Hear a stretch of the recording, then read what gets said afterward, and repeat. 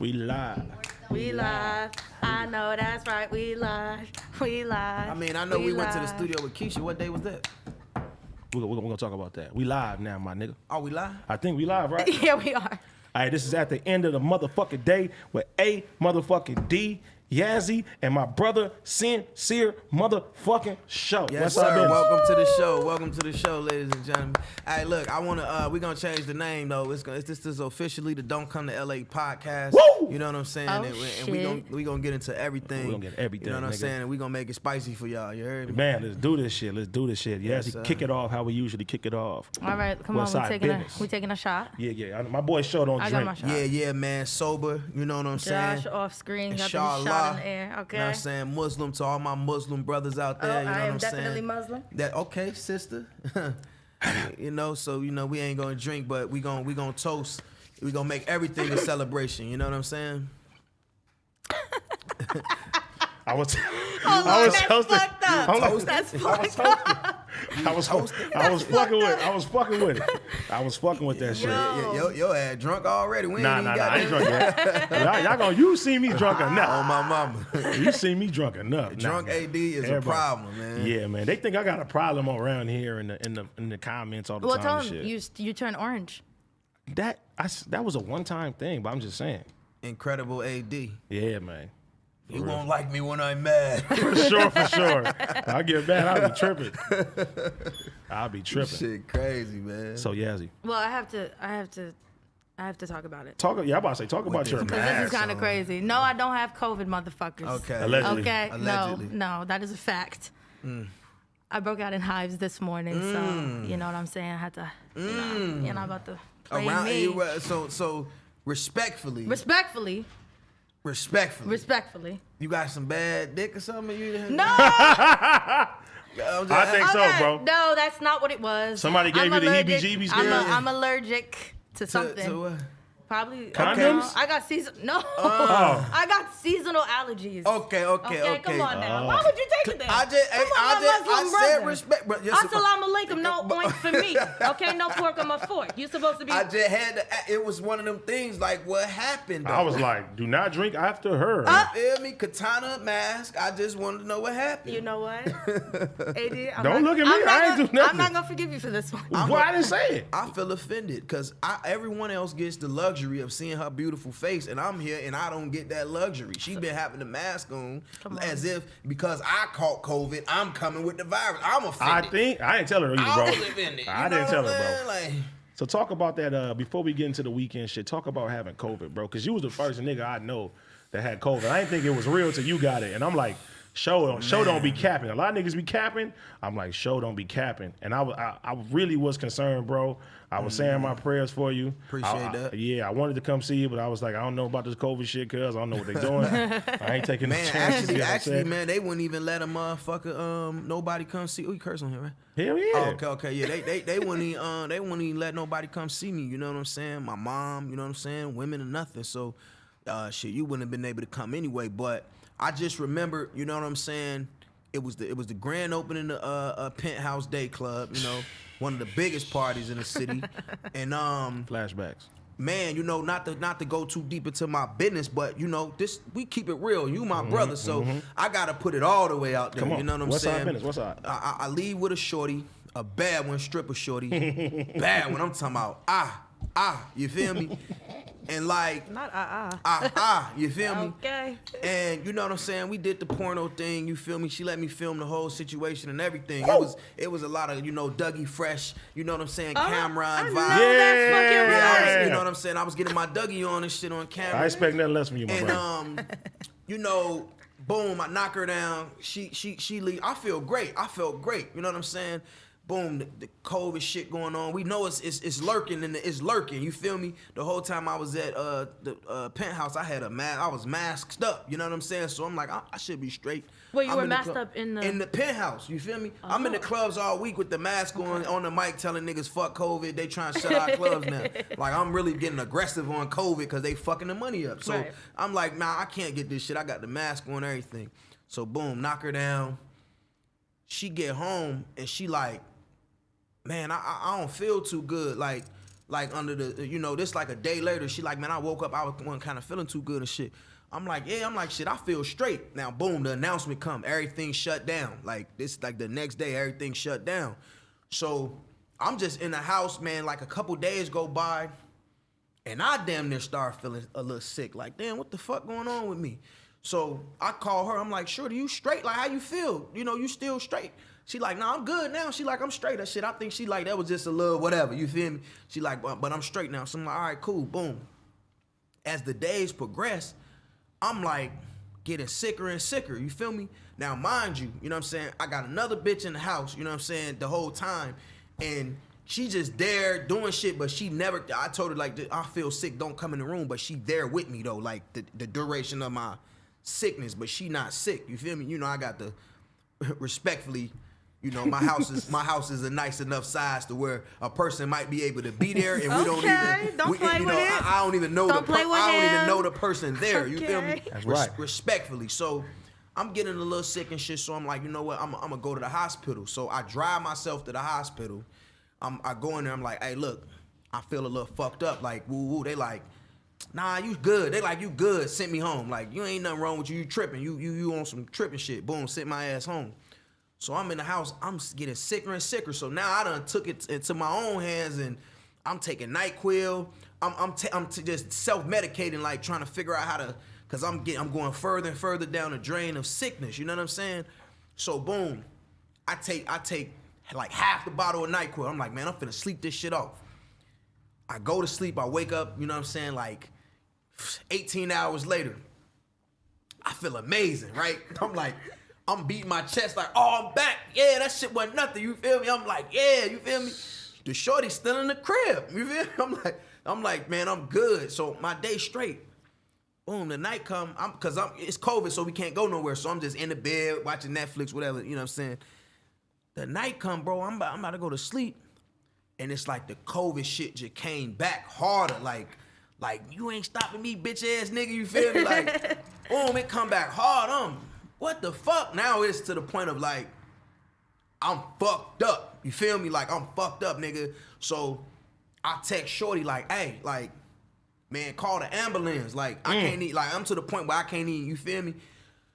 So she, oh my God, she going through crying. You feel me? You know, you feel me? Yo. She was worried, yo. She like, that's crazy. You can't even worry about these niggas, bro. She fucked up, like. So I'm like, oh shit, boom. They come, paramedics, I'm blacked out, I'm on the floor. I had a big ass fur coat. I had a fur coat on. Wait, you fainted? Nah, no. Yeah, did I faint? You said? Yeah. I don't know. I'm just. Because why was he on the floor? Because I walked upstairs. Because respectfully, my house got stories. Oh, here he go with the humble flag. Respectfully, my house got a couple stories in it. Okay. So by the time I walked up the stairs, that's the energy. You was winded. That's the energy I had. It was done. So I had the fur coat. I done laid out on a fur coat. So boom, the paramedics, they come in, they like, sir, what's your name and all this shit. I'm like, I can't barely talk. I'm like, y'all asking all these fucking questions, man. Take me to the hospital. Save me, nigga. I'm about to damn near die. You know what I mean? Like, so they asking a million questions and shit, flashlights, all this goofy shit. So finally, you know what I'm saying, they bring the stretcher in, they take me out. My neighbors all looking, you know, I got white neighbors, respectfully. You know what I'm saying? Persians and shit, you feel me? They, oh my God, what's going on and shit? Oh, you know, they called about my real name. Vincent, are you okay? Yeah. Boom, they throw me in the thing and shit. Take me to the hospital. I get there, I'm scared to death now, bro. They got me on the thing. They done isolated me, you feel me? So the doctor, they come in, they get to check, and they like, look, we're gonna run some tests on you, we gonna let you know. They had me in there like a day, but they giving me Tylenol and shit, like to keep my fever down, cause my fever was through the roof. So they like, oh yeah, you got the shit, you got the COVID. Now you gotta think, bro, this is March. Mm-hmm. No one knows what nothing. It's like. Nobody know it's COVID-19. They don't know how to medicate this thing. They just trying remedies and shit. Mm. So they like, all right, boom. Now, respectfully, I got health insurance, you feel me? Respectfully. Yeah, hell no. I'm just saying, niggas don't be having health insurance. I got health insurance and life insurance. Saying, like, you gotta have that. Respectfully, I have the platinum plan. The platinum plan. Yo, so please, yo.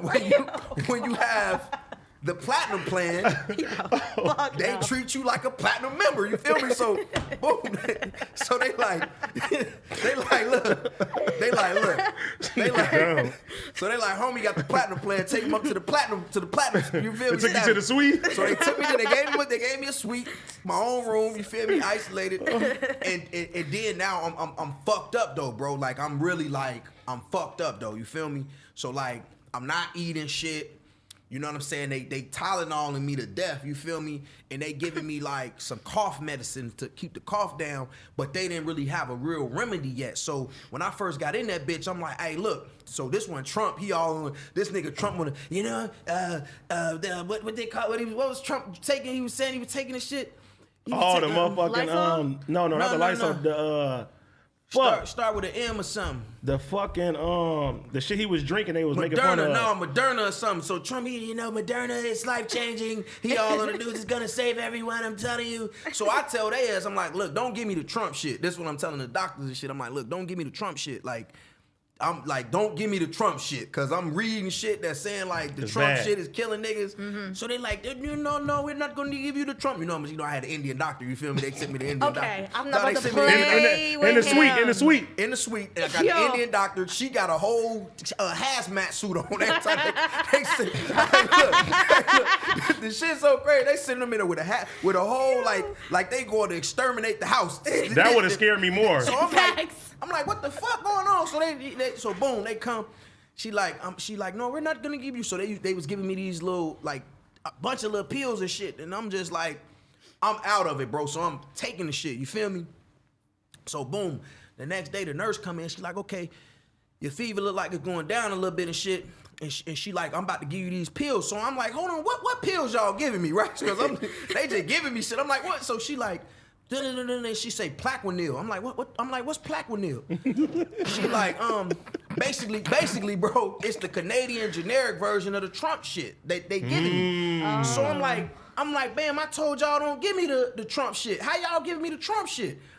So she could trick me like, nah, this shit saving your life though. Like this the shit. If we wouldn't have gave you this, now at this time, bro, I got pneumonia in both my lungs. I can't breathe. Yeah. Like the shit I'm losing weight. I can't eat nothing. Now, my homegirl, you know what I'm saying? Shout out to DJ Sky High. Shout out to Sky High, man. Shout out to Sky High. She sent me a fruit basket. You feel me? And like the fruit and the vegetables, then was kind of really...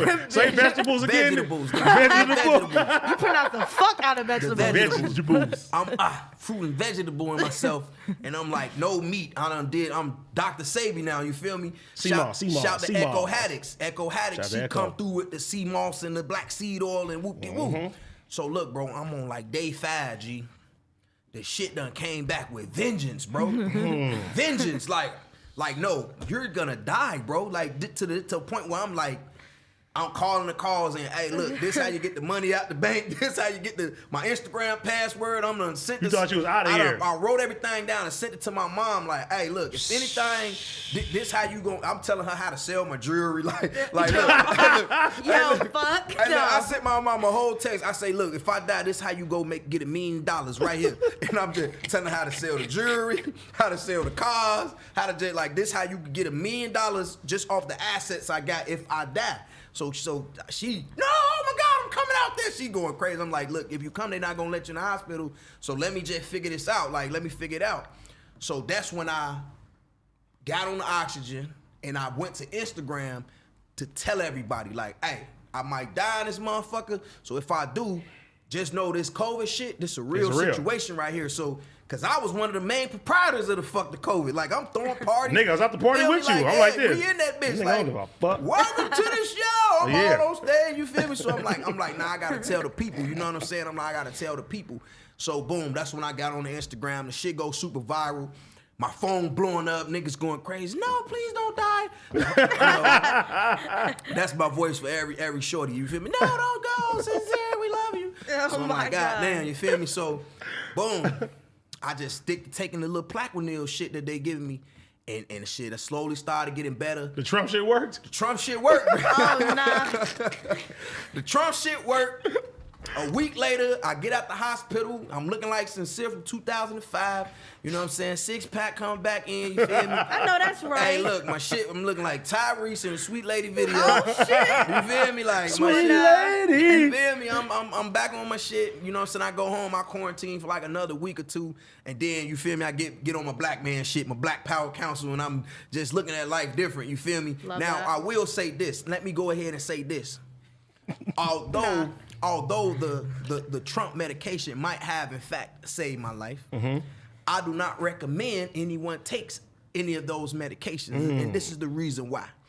Once I got out the hospital and I started to discover the glory of Dr. Sebi, right? I got my CMOS, nigga. You got your CMOS. I got my CMOS. Okay, nigga. once All I right. got out the hospital, because I wasn't fully, they didn't want to release me. I wasn't fully recovered in what they were saying. I still had the pneumonia in my lungs and everything, but I felt if I had stayed in the hospital, it was going to kill me. And because the nurses, the black nurses that was coming in there was like, don't take this shit. Like nigga, don't. They whispering in my... Shout out to black women. Shout out to black women. So the last couple of days, I wasn't taking none of the Trump shit. I was only taking Tylenol to keep the fever down. And then I kind of forced their hand to let me out so I could get home and self-medicate with my sea moss, with my black seed oil, with my turmeric. You know what I'm saying? With the real deal Holyfield that really, really I feel like saved my life in hindsight. Now, if I had known about these natural remedies before that, I don't think, because you gotta, you know, niggas don't, you know, you got, Yo. if I had known about the remedies, Yo, nah. The I'm not about to play with him, yo. if I had known about the vegetables and the remedies, I wouldn't have got sick in the first place. So it's still fuck COVID. You know what I'm saying? Cause I already know if I would have been taking care of myself properly from an eating perspective, from a vitamin perspective, I wouldn't even got sick in the first motherfucking place. You know what I'm saying? So now I done beat COVID. They thought they were gonna stop me. I'm unstoppable. I done beat COVID. Now I'm out here, you feel me, like taking the right medication, Facts. the right remedies, natural from the earth, herbs and spices, vegetables. This is what's gonna keep you heard me? Like in the sun, get your ass in the sun, you know what I'm saying? Get your ass healthy, work out, run up some stairs or something, because that's what's really gonna keep a motherfucker from dying out here. Because they keep saying the shit mutating and it's more and it's extra. It's getting worse, It's man. getting worse and worse. The hospital's overflowing. It is. It just is. What the fuck? Stupid. COVID, Look at the numbers, Karen. COVID's some real. It's real, but it's beatable and it's preventable. And that's what I want motherfuckers to know. Don't let it Facts. scare you. You know what I'm saying? Cause No, I ain't gonna No, lie, I'm cuz when scared. you got it, I swear to God, at first I was like, this shit ain't real. Nah, That's I'm some scared shit. too. And I see you posting Instagram, I was like, I was scared too. I called Jen. I was like, hey, bro, this nigga show got the COVID, cuz we gotta watch out. Yeah, for man. real, for real. But I'm that's like, why man, this see, shit I real. put that out for niggas like you. Yes, Because I knew it was a handful of niggas. I knew it was a handful of fake news media niggas out here. You Yo. know what I'm saying? Yo. Talking about this shit ain't right. You feel me? I knew. You Oh feel me? my So, God. you know, respectfully, you know what I'm saying? Rest in peace to anybody who passed as a Man. result of COVID. What I'm here to basically to give y'all my testimony, tell y'all, look, if you take these things on a daily basis before you even get the COVID, you're not gonna get the COVID, first of all. And two, it's gonna save your life in the long run from other situations coming. And just monitor the way you eat too, because a lot of this food, this respectfully. Okay, No. wait, wait, I ain't gonna let you talk about my tequila, bro. It's clear. Come on, man. I mean, that might be cleaner than some of the chicken wings we eat, for real. Okay, yeah, Okay, go ahead. Talk about. you can do that. You can do that. Go ahead. Yeah. Bring it back. Bring it back. Run it back. Bring it Yeah. But I'm just saying, just you know, even if you taking like, That's so sad. That's so sad. even if you just, I was like, nigga, hold you know, on. he gonna move it. He can't wait. He love that shit. Come on, man. But even if you move out like 2 days out the week, you say I'm not gonna eat meat these 2 days. That's even something that's good enough to start weaning yourself away from a lot of the meat and the processed foods that we eat on a regular. Facts. That's deteriorating. The You know what? vegetables. That's okay. Deteriorating. It's actually deteriorating. Deteriorating? It's deteriorating our health. They're like, and it's going to be detrimental to your survival. But yeah, this the shit that's really fucking us up in the long run. So that's my story. And you know what I'm saying? I ain't here to tell a motherfucker how to live their life. No. Because I take 2 tablespoons of sea moss every morning. See what I'm saying? Every morning. And it give me like super energy and shit like that. I drink orange juice. No. See, That's yeah, vitamin C. You wouldn't have highs. Yeah, it's a lot of sugar in orange juice. It's but- a I'm lot of sugar allergic in to orange stuff. juice. No, I like the freshly squeezed shit. Okay, Do you have a juicer at home? No, I'm not. I'm gonna keep it all the way G. You're not gonna catch me juicing nothing. Juice isn't good. Nah. I have a juicer. Like sometimes I do just celery juice, pure celery. Exactly. And I do ginger. And like the homemade ginger shots, that shit like burn. I drink a lot of tea. That's good too. I drink a lot of tea. I drink turmeric tea. You know what I'm saying? I need to get on that. The Yeah, turmeric tea. with the lemon in it, and Oh, I put the black seed oil in it, and I put the H2C in it. Mm. Like I really go big with my tea. You know what I'm saying? And that's another thing. Just getting into the natural remedies and getting a lot of sun too, because vitamin C, vitamin D coming from the sun, like that's the real thing they don't want you to I know. seen Farrakhan said that. You see what I'm saying? When He I go, said he said you need to take a sun bath. you see, I be on these islands You've been going to a lot of islands, because cuz. I'm in the ocean. You hear me? Come on now. I'm getting, yeah, I'm yeah, getting yeah. the natural minerals Okay. from the oceans. I need to go back to St. Martin, man. I need to feel go me? back out there, You know what man. I'm saying? St. Bart's. You know what I'm saying? St. Bart's, you gotta You get your Cabo, get your Jamaica. Yeah. Because look, the go back crazy into thing Tulum is- in Jamaica, man. Yeah. These people be healthy though. They don't have no Hey, problems look, like that. we be talking about like America, this big superpower, right? Like we got all this wealth, this, that, and the third. The whole time, the healthiest people live in these so-called poor countries. Yeah. But they life is richer than our lives. Facts. They live longer than us. Facts. You go somewhere to a place like Thailand, these people living today 150 years old on the average. On But you everything. come to America, people dying at 80. You know what I'm saying? 70. Like your granddaddy, he ain't make it. You like, damn, I ain't even know granddad for real.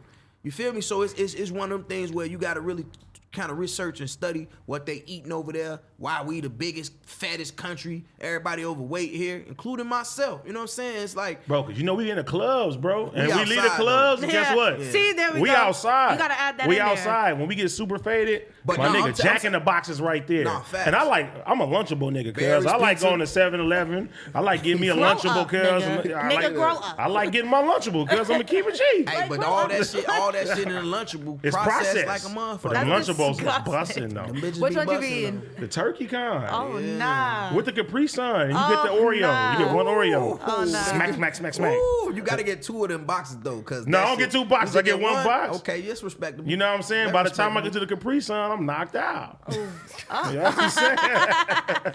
But you know, we fucking idiot. really leaving the club. We Barry's Pizza in ourselves. Come on. That's How super many fatty. times we didn't went to Berry's, We man? bossa nova in ourselves. Come Bossa on, Nova. man. That shit Oh. super fatty.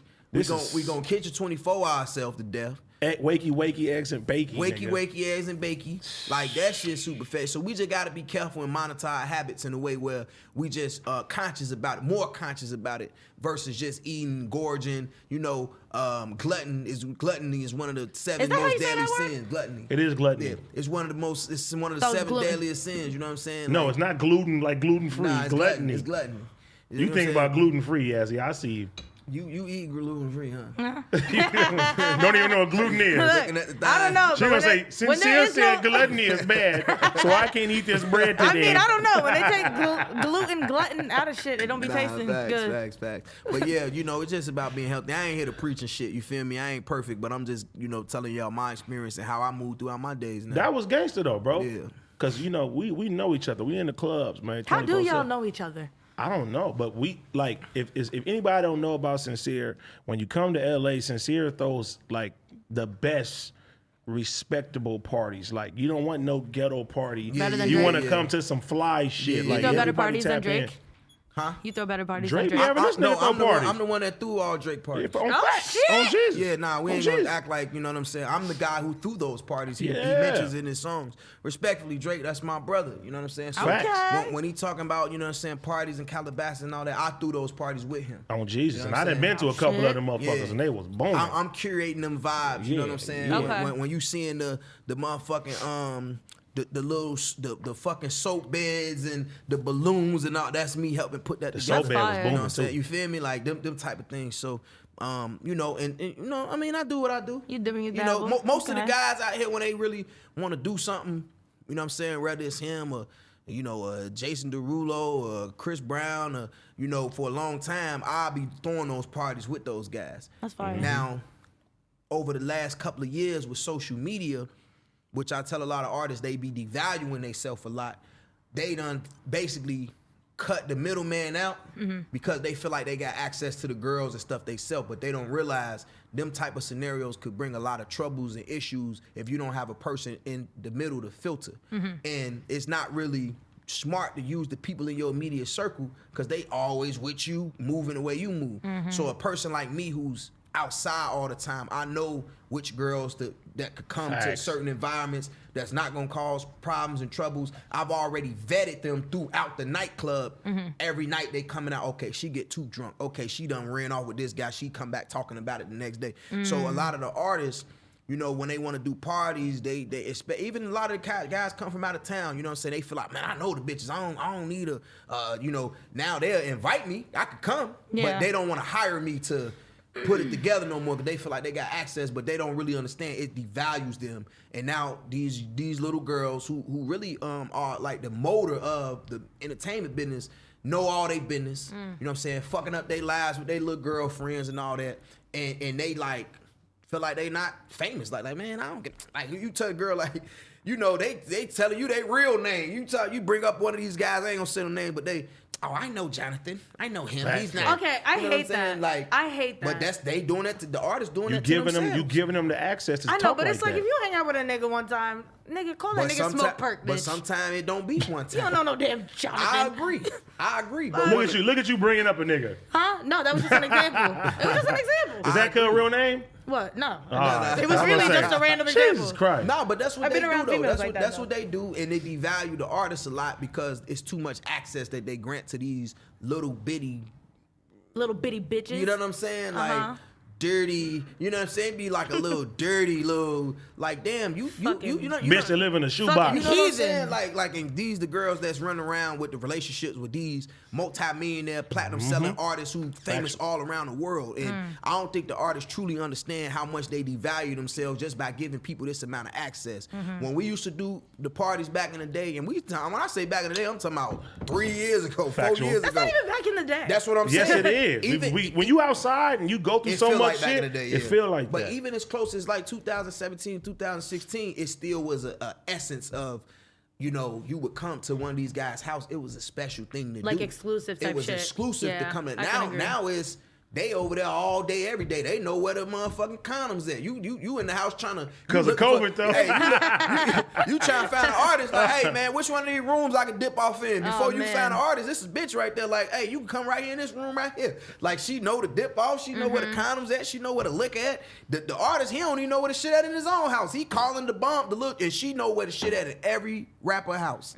This same girl, she be at every rapper house. She go from his house to his house, and she know where all And tell all the business, too. And she and that's what. And then a lot of things too. They get mad at the girls and don't fuck with them no more. Now they really gonna be running around telling the stories about you and this and that and the third. And it just ain't no more exclusivity. You know what I'm saying? Everything is too integrated. You know what I'm saying? And we give a lot of these men and women too much privilege, you know what I'm saying? Facts, Too For much sure. privilege. Facts. And the reason you wondering why your next album ain't sold, well, because you too accessible. You know Facts. what I'm saying? You could give people a lot over the social media.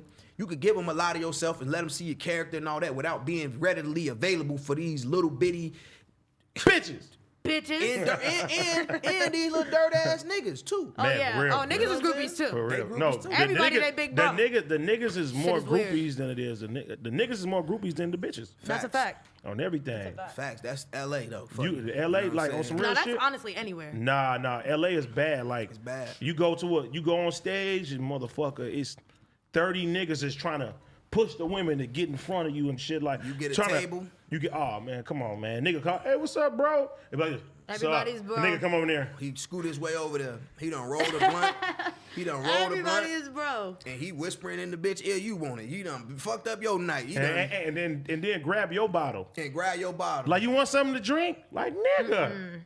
Then if you slap him, then now you the bad guy. Hey, man, come on, man. But hey, niggas get We done slapped too though. we done been through that a lot, man. Come on, man. Niggas overstay they welcome and shit like that. That's why you gotta learn to move, man.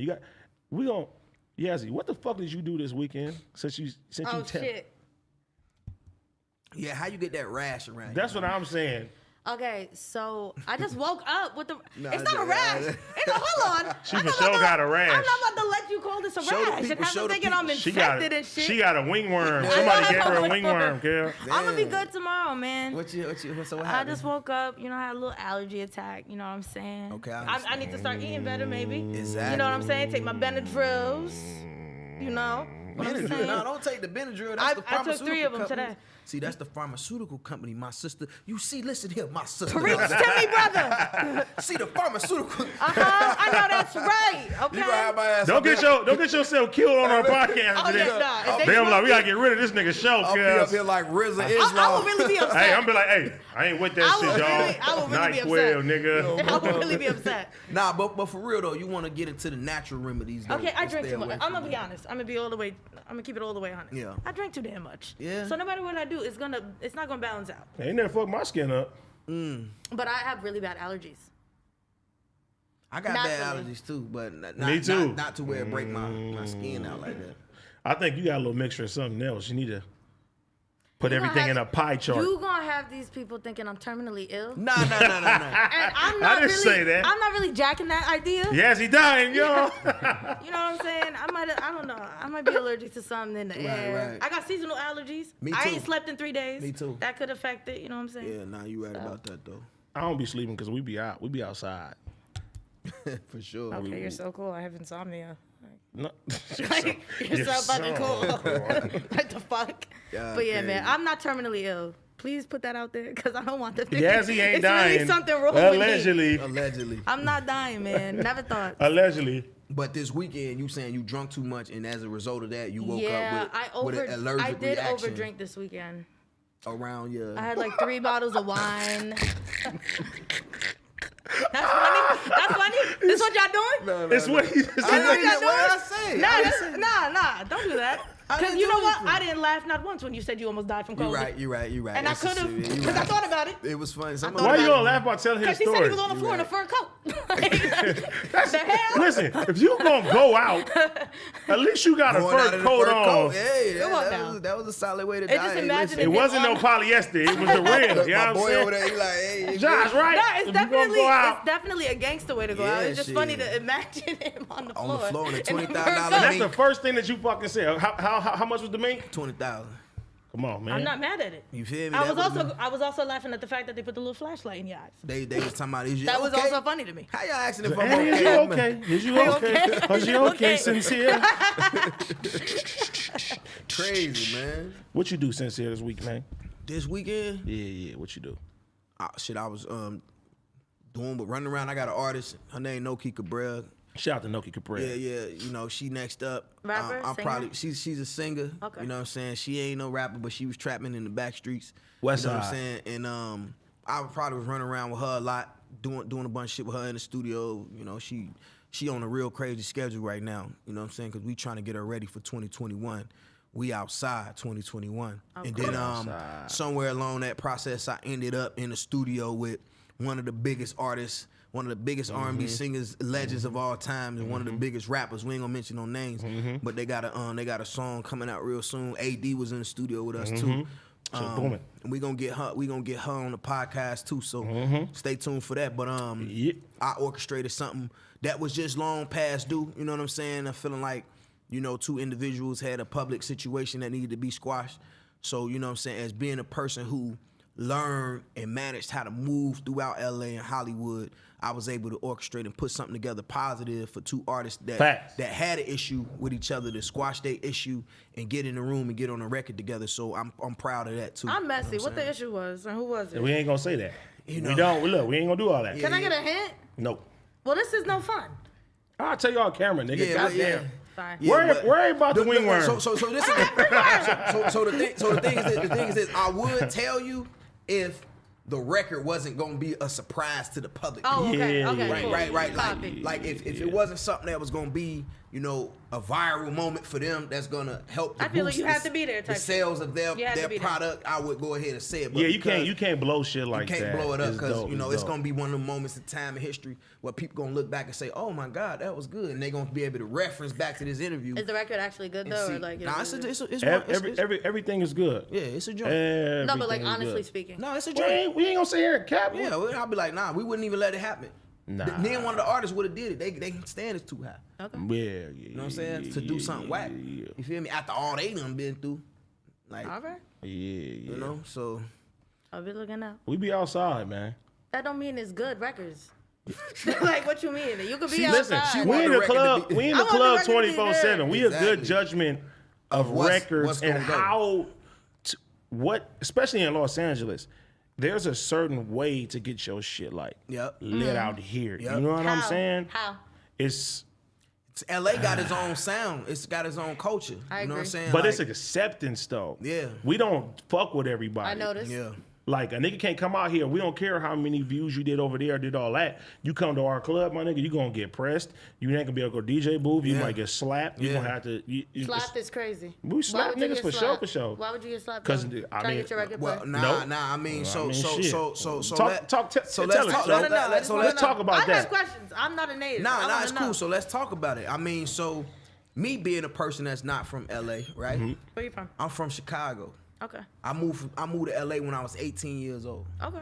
I was a hothead though. You feel me? Like what you gotta understand about this is this, right? It's a lot of politics in LA, and if you somebody coming from out of town, you gotta understand the landscape before you just come out here and think you gonna move a certain way. So being a person that was from out of town, first and foremost, let me say this. When I was in Chicago, I was raised by the streets, and my big brother JoJo Capone being a person that already had Shout out to JoJo relationships. Capone. Shout out to JoJo Capone. He already had relationships in every city, every major city in America, so that when I was moving around as an adult, he was able to extend those relationships and that courtesy that they gave him to myself to a certain degree. Because not all of it gets extended, because you got to put your own work in too Facts. for people to validate, because you could be the brother of somebody and still be a fuck nigga. Facts. You could be the cousin of a big dog and you still be a pussy and you doing fraud shit, trying to scheme and scam, and niggas still gonna handle you how they would handle an outsider. So for me, growing up in Chicago, I already had a foundation where I was able to look at and see, hey, look, no matter where I go, I'm gonna be moving a certain way and I'm gonna be connected in a certain way where I'm gonna be able to wear this chain I wanna wear, I'm gonna be able to wear this watch I wanna wear and move. I would say one of the major things in LA, if you coming in town and you ain't really got the street credibility, stay out the streets first and foremost. I was gonna ask, does this apply to street people, like people that are in the streets from where they're from, and then they come out Well, here? so the or- thing is, the streets connected all over America. So if you a big time hustler in Memphis, when you by the time you get to LA, the word done already been put out. You done already been tapped in and connected with the right people. But the streets understand the streets and know how to move. Now, a lot of these artists, right? There's been this big thing, you know what I'm saying, last year with the Tekashi kid or whatever the case, or 2 years ago, whenever, where it was like check in. You need to come to LA and check in, and they really be misunderstanding what a lot of that terminology and because not bad, terminology though. is. Yeah, you know what I'm saying? Because I'm gonna give you a perfect example, right? When I go to Houston, I text everybody I know in Houston. I'm on my way to your city. What's good? When I go to Vegas, same thing. No matter where I go, I'm already tapped in and I'm letting niggas know, hey, I'm finna touch down in your city because for one, nigga, I'm moving around with a lot of J on. I'm probably finna come out there and spend a lot of money, and I need to make sure, you feel me? One, I don't gotta kill nobody. Right. Even if, like, that's the thing, niggas be so tough, right? You tough in New York, you the toughest nigga in New York or Brooklyn or wherever you from. Or whatever, St. Louis, whatever, right? But it's like, bro, like, who want to catch a body for real? Who want to go and do life in prison because you went to another city, you don't know the landscape, you ain't talk to nobody. And you defending yourself. And just cause a nigga done came like, hey, homie, you just, now you done killed something, now you in jail for 25 to life because you want to be a tough guy and all you had to do was make a phone call. You see what I'm saying? So it's like, me, I ain't never checked in that per se, right? But when I first came to California, y'all wanna know what's crazy? The nigga who I was around that and it ain't even crazy, it's just facts. One of the main niggas that I was around who was tied in and knew what was going on with everything in LA was Ray J. You hear me? Yep, Ray J. You Ray hear J me? certified. So when we first came to California and we moving kind of reckless, Ray J being a partner of ours, right? We in the 60s shooting music videos. You feel me? We don't know what's going on. We just doing anything. Okay, now a nigga like Ray could come in and be like, hold on, like, let's make this quick call to so-and-so who could come in, because we just in the 60s with red this on, red that. We don't know what, we just in a foreign land doing anything. You know the potential for one of us to get killed was at 100%. Like, you see what I'm saying? It was at a 10,000. So if he wasn't there, anything could have went down and went. Now, did I check in with Ray J? Not necessarily, but I'm glad he was there, right? Because as gangster as because I used to be crazy back in the day, you feel me? Would I would have killed somebody? 100%. Did I want to? No way. We coming from Chicago, me and my brothers, we got records on the radio. We trying to just make money and take care of our families. We not thinking about, man, listen, what we knew about LA was boys in the hood and goddamn. That's literally me. Like, we like, hey, look, we don't know what's going on. We like, but then when we got out here, being with the label, we in Beverly Hills and we like, oh, this shit sweet. We like, this shit sweet out here. We thinking it's a game out here because our introduction was Beverly Hills. We in Hollywood and nightclubs. I'm walking in the club. We had Guys and Dolls. I'm Keisha Cole over there. I'm whoever. Oh my God, this LA shit is sweet. We living in Woodland Hills, big mansions. I'm like, these the gangsters. So we you know what I'm saying? We like, man, fuck, this shit ain't nothing out here. Sure. And then when you start moving and grooving, you like, hold on a second here. You feel me? You get to see like, nah. It's trenches even in the good parts. You might think you in Beverly Hills, but you in the trenches. Cause it don't take but for a couple of them little young niggas to be like, oh shit, that's that little rapper. We finna get his ass on Rodeo Drive. You think you wanna go out to the club? So this the first thing you need to do if you were out of town and you come to LA. Know what the landscape is you're getting yourself into and tap in with somebody. We ain't saying check in, but you need to tap in What's the difference? So check in to me is like, let me say it. Check in is like, if you a bitch ass nigga, yeah, you know what I'm saying, and you know you about to come down someplace where the wolves is at or somebody gonna get on you, you check in with the right people who is going to protect you, but it's gonna cost you. It's gonna cost you. It's gonna cost you. It's gonna cost you. Now, if you a real nigga and you tap in with niggas, right? Because just like he said, when I go to Houston, I got niggas like Maxo and Prince and everybody that I hit up. Like, hey, I'm in here. Automatically. It's not a question in my mind. And I don't ask for niggas. I just ask for equipment while I'm there. And if you got somebody want to hang with us, yeah, it is what it is. You feel what I'm saying? But it's the same shit in Detroit. Yep. It's the same shit in Atlanta. It's the same shit in New York. I got people everywhere. Every city. Ain't nothing wrong with that. Yep. And when they come to LA, they be like, hey, bro, I want to come fuck with you. Boom, I'm coming out there for 2-3 days. It is what it is. All right, cool. And that's how we facilitate shit. And that's hard though. That's fire though. Look, so what's happening?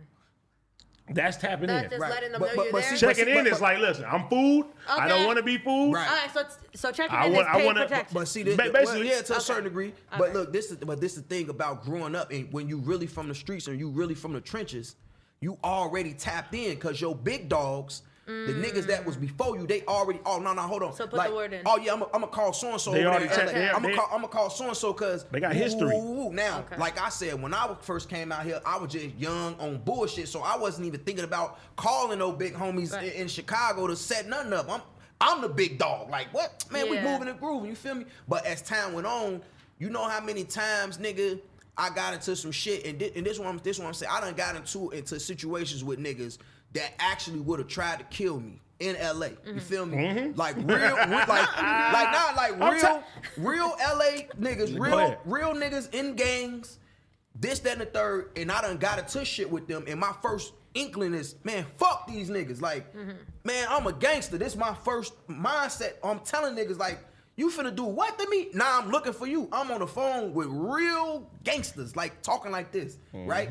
Now, if it wasn't for the OGs I got in Chicago with niggas, the OGs here that was ready to do something, making them calls like, man, who is this nigga talking like this, right? Getting on the phone with my big dogs, and the nigga like, nah, Shorty, first of all, Shorty, one, he will kill you. That's number one. But just know, that's my family. I'm not telling you don't do something, because if he out there moving, it's the streets, right? If I'm moving wrong, can't nobody save me regardless, G. No, not a big brother, not a big nobody. Can't nobody save me. But just know, Shawty, he gonna come, and just because off the respect of my relationships with the people I grew up with, a nigga might reconsider doing something to you, to the point where my brother tell him like, hey, look, you can go ahead and do it to Shorty, but you know what I'm saying? He ain't gonna lay down though, cause he not no bitch. But if he moving wrong in your city and he ain't following the protocol that y'all set forth, do what you gotta do to him. You see what I'm saying? Cause that's just the streets, and that's just what it is. Now, was my people gonna have to put them boots on the ground and come out here and tear this bitch up? And you motherfucking right, it was gonna happen. But just know, none of that had to happen because the cause was put in now, and now the OGs got to reconsider, like, okay, well, maybe we need to just talk to Shorty before we go over there and get on the rah-rah shit with him, because we got enough respect for his predecessors, the niggas that's above him, but we don't got to necessarily just put him in the dirt.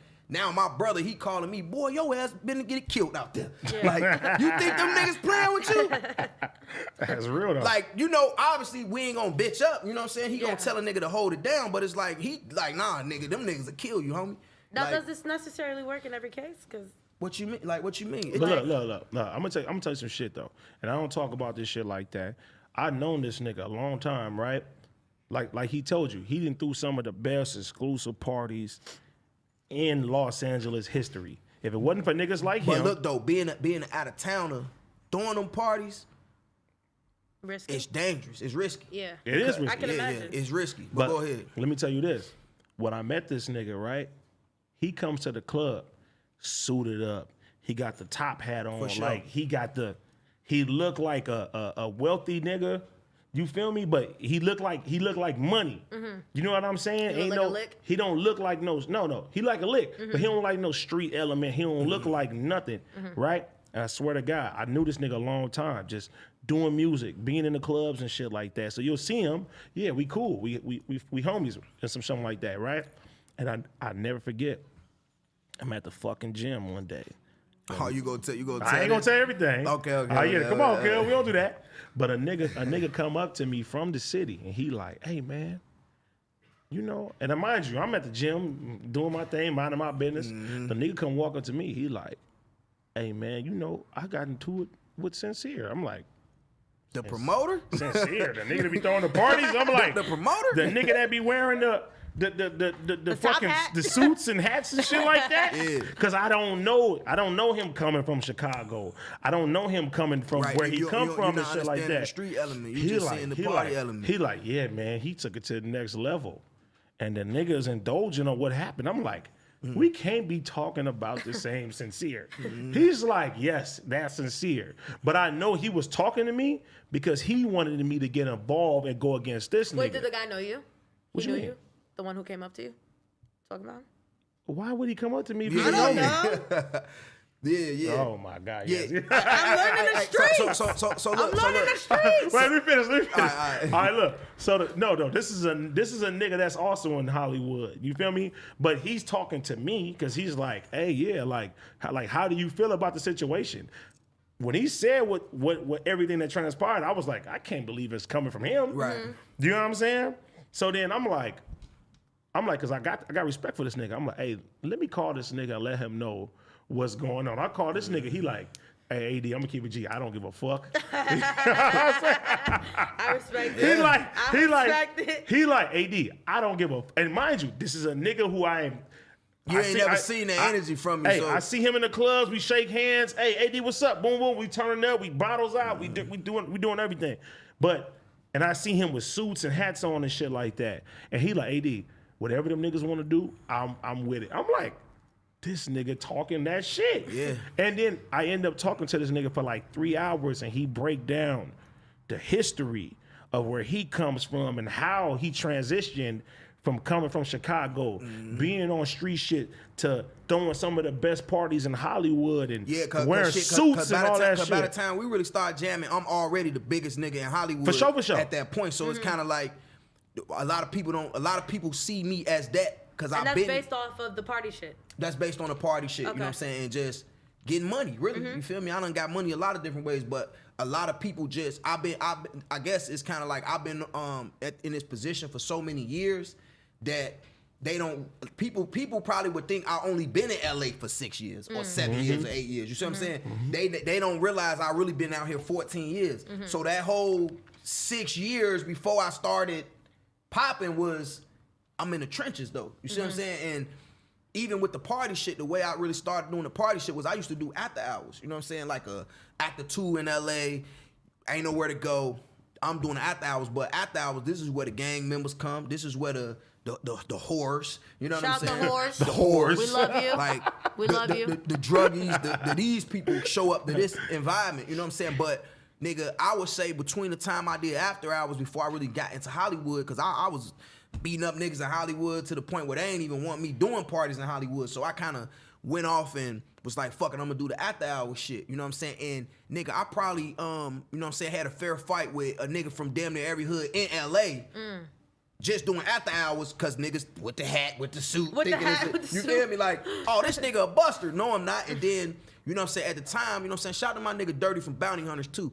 Shout out to Dirty, that's my At the nigga. time, you know what I'm saying, a lot of people don't see my history so crazy, bro. You know what I'm saying? It's crazy. Like, one of my big dogs out here was from Detroit named Earl Hayes. You know what I'm saying? Was a big dog of mine that took me under his wing. You feel me? I don't know if y'all remember Earl Hayes, but rest in peace. You know, I know. Earl Hayes killed. You know, I don't. He killed himself and killed his wife. You know what I'm saying? Behind some shit. You know what I'm saying? Some possible infidelity or whatever. But he was Floyd Mayweather's best friend. So when I was fucked up and homeless and living in my car, like Hayes saved me and put me in a situation with basically Wu-Tang Clan. Like Raekwon was my manager. You know what I'm saying?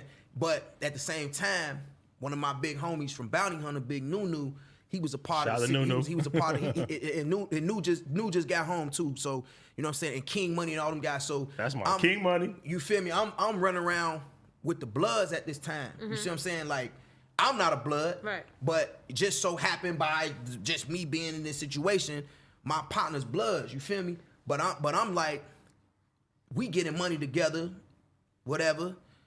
When certain situations will happen, niggas they will be around, right? So my thing was, I'm not. We ain't finna jump no niggas. Just give me the fair fight though. You feel me? I ain't finna get it, niggas. If a nigga jump me, I'm killing something. That's all I felt when I was a young nigga. If y'all jump me, I'm killing something. So just give me the respect to give me a fair fight. And before I got into Hollywood and did all this, I damn near had a fight with a nigga from every hood, and I won them fights, G. So by the time I'm in Hollywood, I know the streets very well. I know the niggas in the trenches very well, because I done already got down and I had my life threatened a million times. Get this nigga out of town, this, that, and the third. So and too, nigga, I done fought all the promoters in LA by this nigga. Nigga, I knocked out TK, the white boy, who used to do Colony. You know what I'm saying?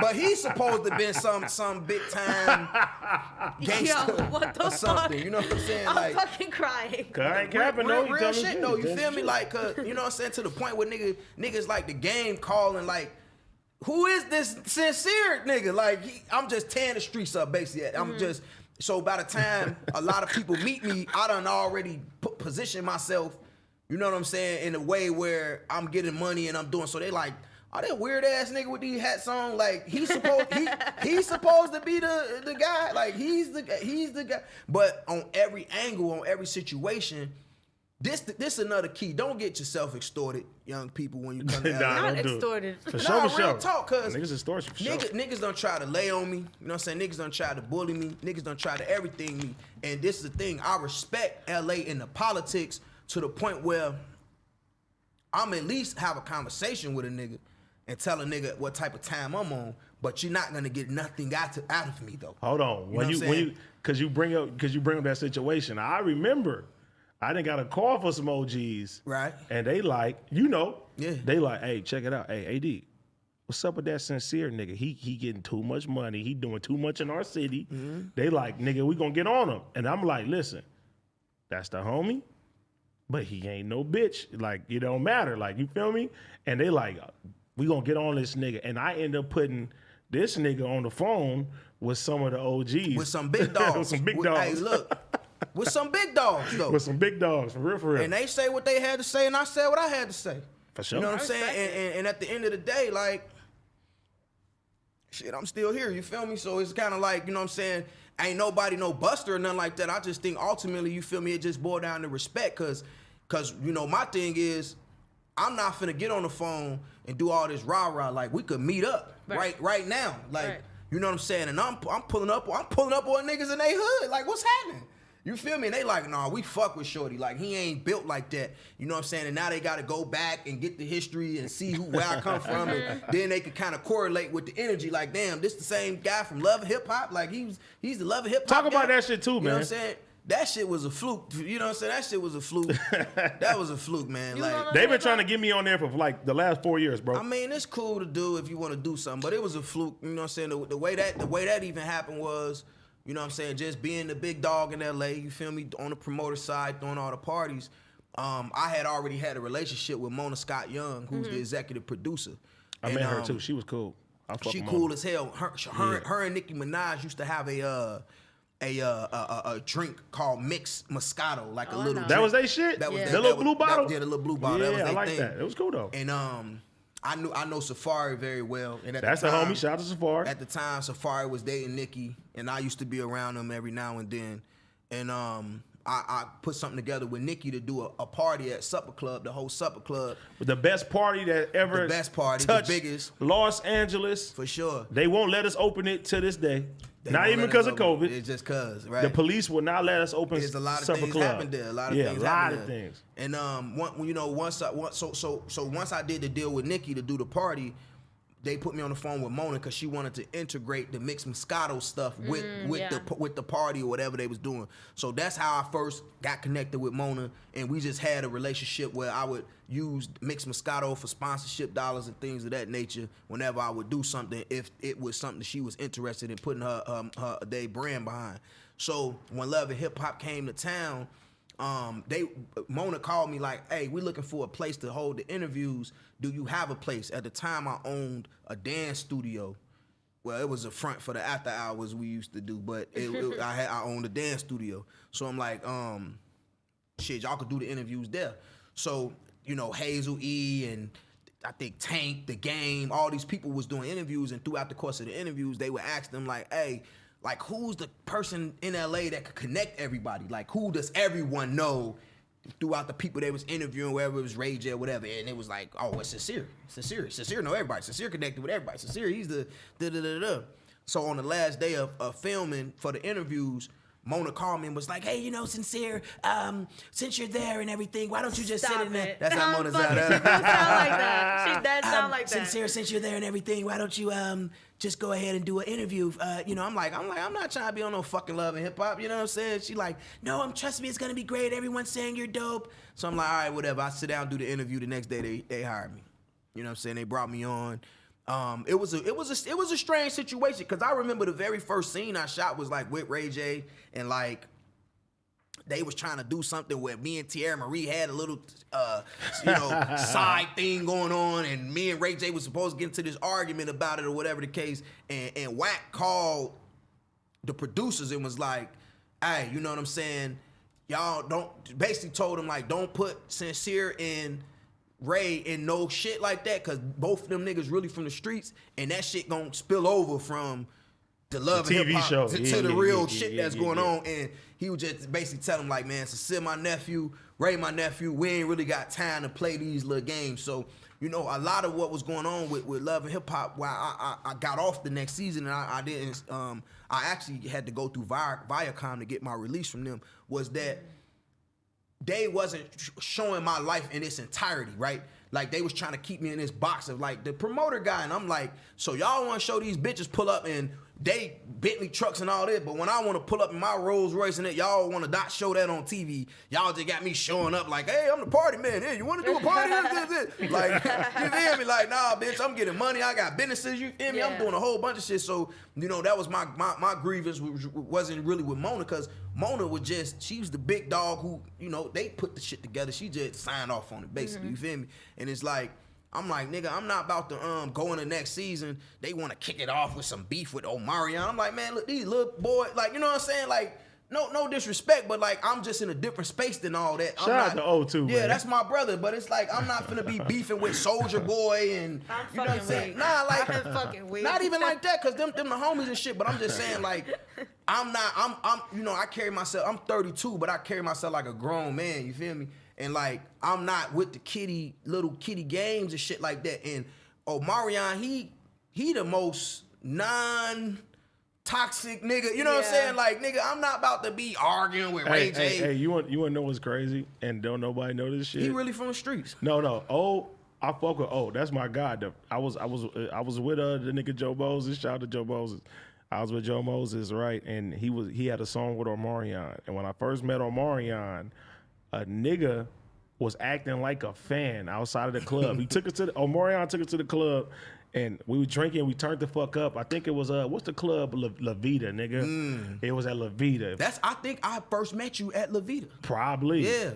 If y'all don't know, La Vida got shut down. Somebody got shot outside that motherfucker on TMZ. Yeah. And the police will not let that club open again. Yeah, I did. That was my first time seeing. See, you used to be a troublemaker.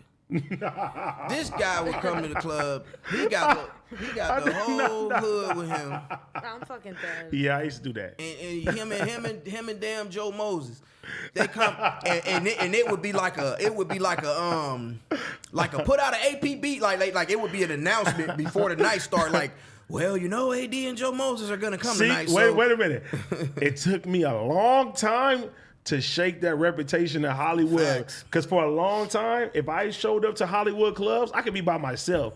They're like, nah, we're not letting you in. You're I'm like, what the fuck? But that's the thing. We gotta let them in, but don't nobody want to let them in. Nah, they did not. They did not want to let me in. But, facts. But I remember Omarion being at the club with us, and he showed us love. We was turned the fuck up, and it was a guy. He was acting like a fan the whole time. He like, Omarion, I fuck with your music.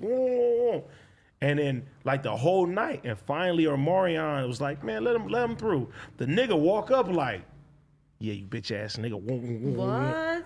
Nah, he really with the bullshit. I took off on the nigga though. Pow! Crack the nigga. See, you whooping niggas for Omarion. I mean, hey, he been showing this love. He been showing this love the whole night. So I cracked the nigga. Boom! Whooping niggas for Hey, man. And O was like, man, from that day, O was like, nigga, I fuck with you, AD. That's my nigga. But that's what I'm saying. He's so non-problematic, man. When we went into the second season, I'm like, man, I'm not about to go with these narratives that y'all want to go with.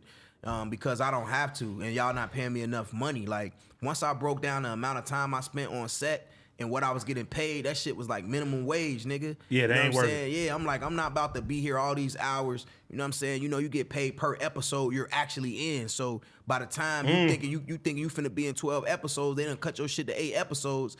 Now you like done missed a whole chunk of money you thinking you gonna get, and you ain't even get it. You like, boy, this shit minimum wage. Y'all done messed up the story. Like, I brought Miss Nikki Baby on the show. Somehow she is Molly Mall's girlfriend. I'm like, look, man. I'm like, listen, man. I'm like, listen here, man. I can't, goddamn it. You feel me? Like, so, you know, that's the reason why, you know, the shit with Love and Hip Hop, I just decided I opt out of it. You know what I'm saying? Like, but that's what I'm saying. It was shit like that going on that. My nigga, you know they tried to get me on there like 5 times. But see, it's a good John, cause like right now for you, right?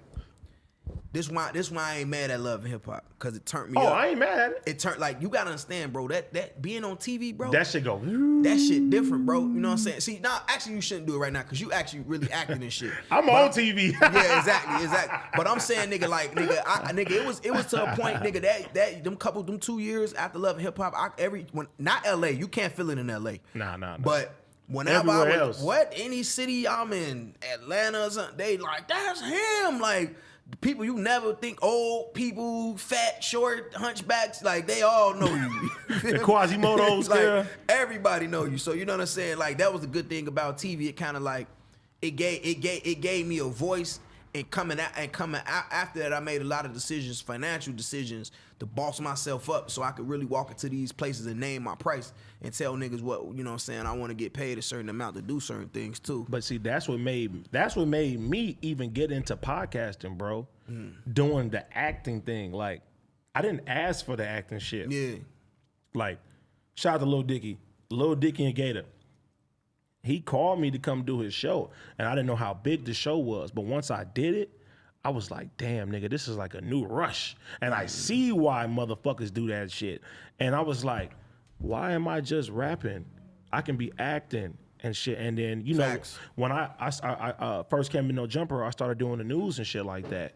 And then this nigga Josh right here, Josh is like, man, you got the personality. You can have your own show. Yeah. And the Adam them like, yeah, you can have your own show. I'm like, at first I'm like, y'all think so? Like, But this the best thing Adam did for the culture, in my opinion. You know what I'm saying? That's Like, gangster. I will say that he does a good job at highlighting a lot of the young cats coming up and everything. But this right here with what he did with you is a great thing for the culture because you know, they try to give people like Adam a bad rap for certain things. They do though. Being a culture vulture, things of that nature. Facts. But it's like if he's gonna give back to the culture in a way that's beneficial to us by putting the AD on a platform and things of that nature, I think some of the stuff he do automatically is cool before you, right? Just giving a lot of the young cats platforms to come and speak and knowing they should be going viral, you know, talking to him.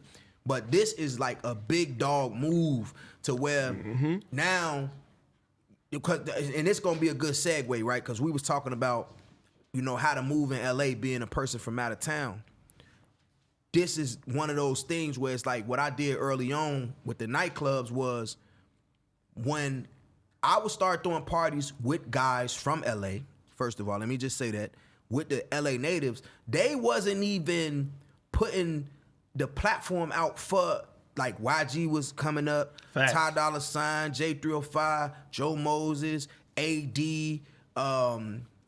what's my young boy who sing? It just was a lot. It was like LA was bubbling. It was like bubbling, like nigga, to where I be going to the hood to where YG was at shooting videos in the whole hood. Like I'm like, oh nigga, I remember going to bringing some girls to a YG video. I think it was like Left Right or something, nigga. And That shit was booming. I thought YG was Tupac, nigga. I thought YG was, nigga. It was people like so many people like damn near crying out there. I'm like, damn, that nigga like finna be like Tupac. Like it was crazy out there, bro.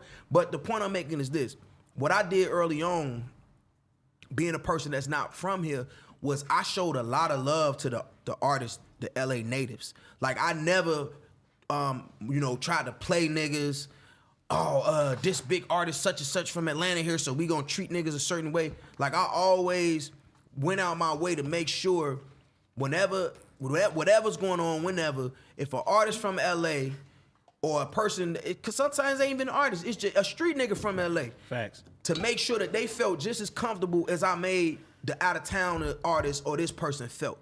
Like that was a goal of mine, like to the point where I'm arguing with certain promoters, we ain't gonna name names, from LA about booking YG or Facts. booking Nipsey Facts. or booking niggas like, nah man, you know, gang this, gang that. I'm like, bro, these niggas is hot though. Like I'm in the trenches. I You see in the what's going. streets and Yeah, you like seen what niggas y'all listen over to. here. Like this is, you know what I'm saying? Like, oh, that's ratchet. That's why I used to hear. I was like, oh, they ratchet. Da-da-da-da. Like, bro, to where I'm forcing my hand to book artists from LA before they was even popping it on like that, bro. Facts. Nigga, I used to every night in Supper Club make sure OT come perform touchdown. Facts, nigga. Like no niggas like, man, why you always bringing that OT nigga up there? Like Facts, nigga, that nigga, nigga. like cuz nigga. Yeah, niggas used to let me perform at Supper Every Club. night, bro. Every night. Cause why not, nigga? Cause we Facts. gonna let a motherfucker from out of town come here and look, bro. I'm the main nigga fighting for the LA niggas, and every time niggas from LA show up,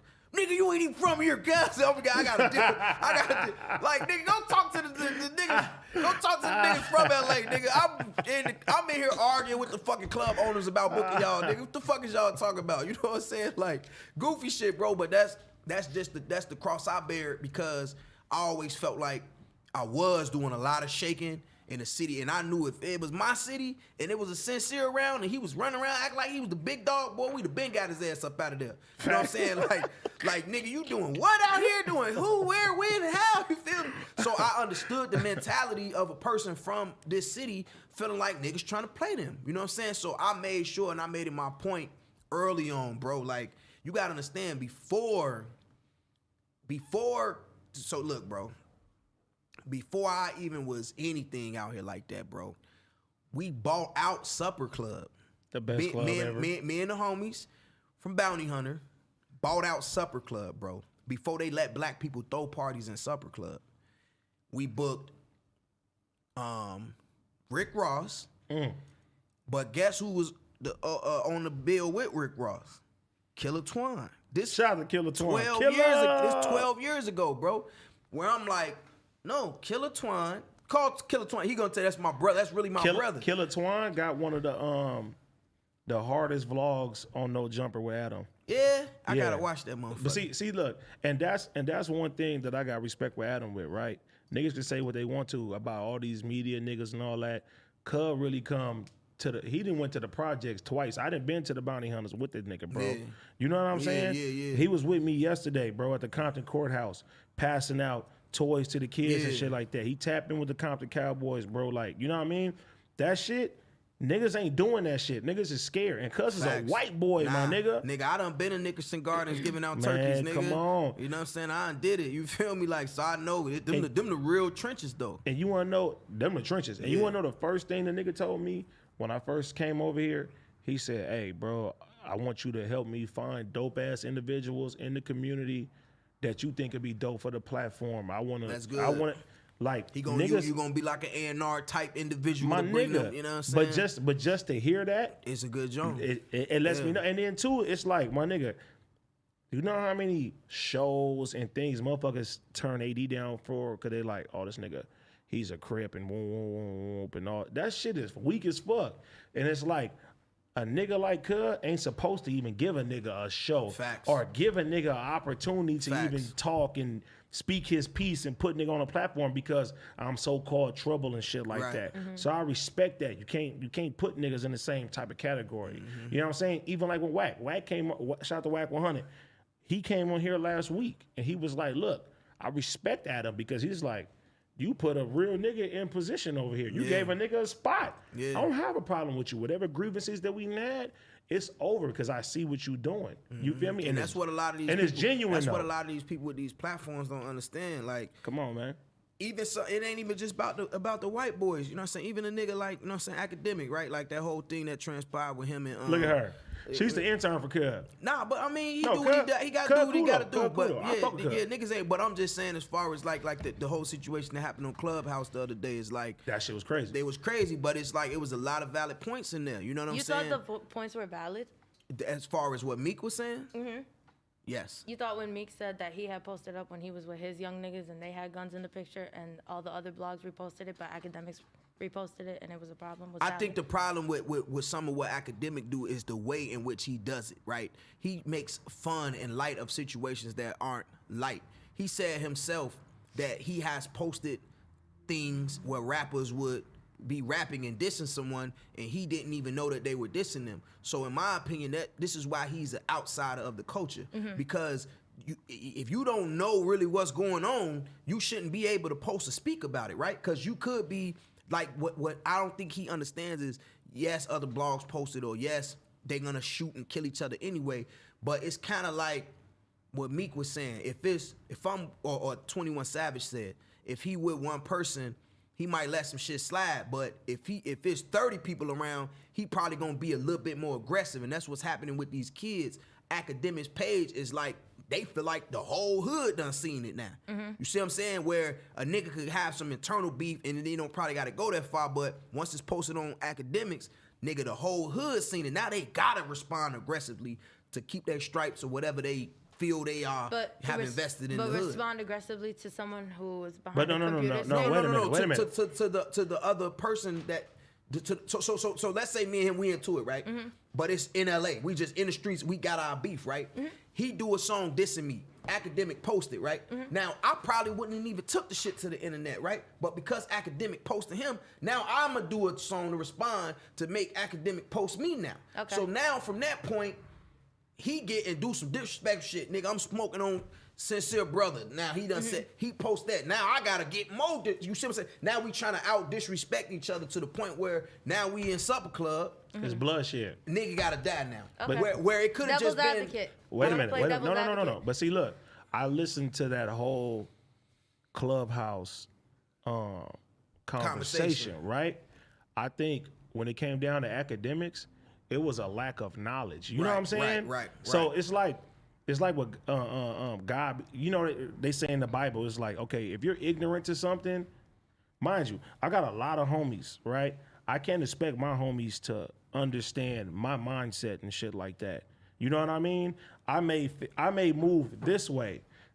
I can't say nothing when I'm out the way. You know what I'm saying now? When my homies are still living in the trenches and shit like that. I can't tell them niggas, hey, you know what? I don't want you to do this. I don't want you to do that. My nigga, niggas is on us every single day. Niggas is doing this and shit like that. Yeah. You may not live like that no more. You feel me? But we're living like that. So when it came to academics, I think, and I listened to what he was saying. At the time, he's not knowing what that was causing in the streets and shit like that. He's playing outsider. He's not knowing the effects and shit like that. And Meek is like, hey, nigga, you causing this and causing this, causing that. And he's like, look, I didn't know, but I want to be better. And I feel like at the end of the conversation. Can I? Go ahead. If I'm academics, I can't post what's not already posted. But I can't post what's not already outside. But look. Once it's on the internet, it's for everybody. No, it's the truth though. But what Meek was saying, and which I agree with, he's saying is like you give niggas nicknames and you give niggas shit, right? Because that's like right now. If I got a problem with a nigga and no jumper posts me dissing somebody, and they give me a nickname or do something like that, that's gonna force somebody's hand and shit like that. Right. Now, I don't think academics knew what he was doing. Are you talking about the war on Chirac, right? Yeah. That whole thing. Like, bro, like you gotta understand, like, you know, while academics playing around on his war on Chirac, right, and it's getting all these views and stuff. And you from Chicago, so that's different. I'm from Chicago, but these niggas live 2 blocks away from each other. You feel me? So it's like, you want to play these games, it's one nigga on 64th and a nigga on 63rd. They a block away from each other in the same hood, and you amplifying the beef. Oh, see, this is what happens. It's your boy DJ Academics. I'm about to break this down. And you talking about real street shit, but you not in the streets or from the streets, so you shouldn't really be speaking on it. Because here's the thing. Hold on, let me just say this. Somebody could post their beef on the internet, right? He could be into some random Crip artist, random blood artist, right? I could speak on it and still tell what's happening with a different narrative about it.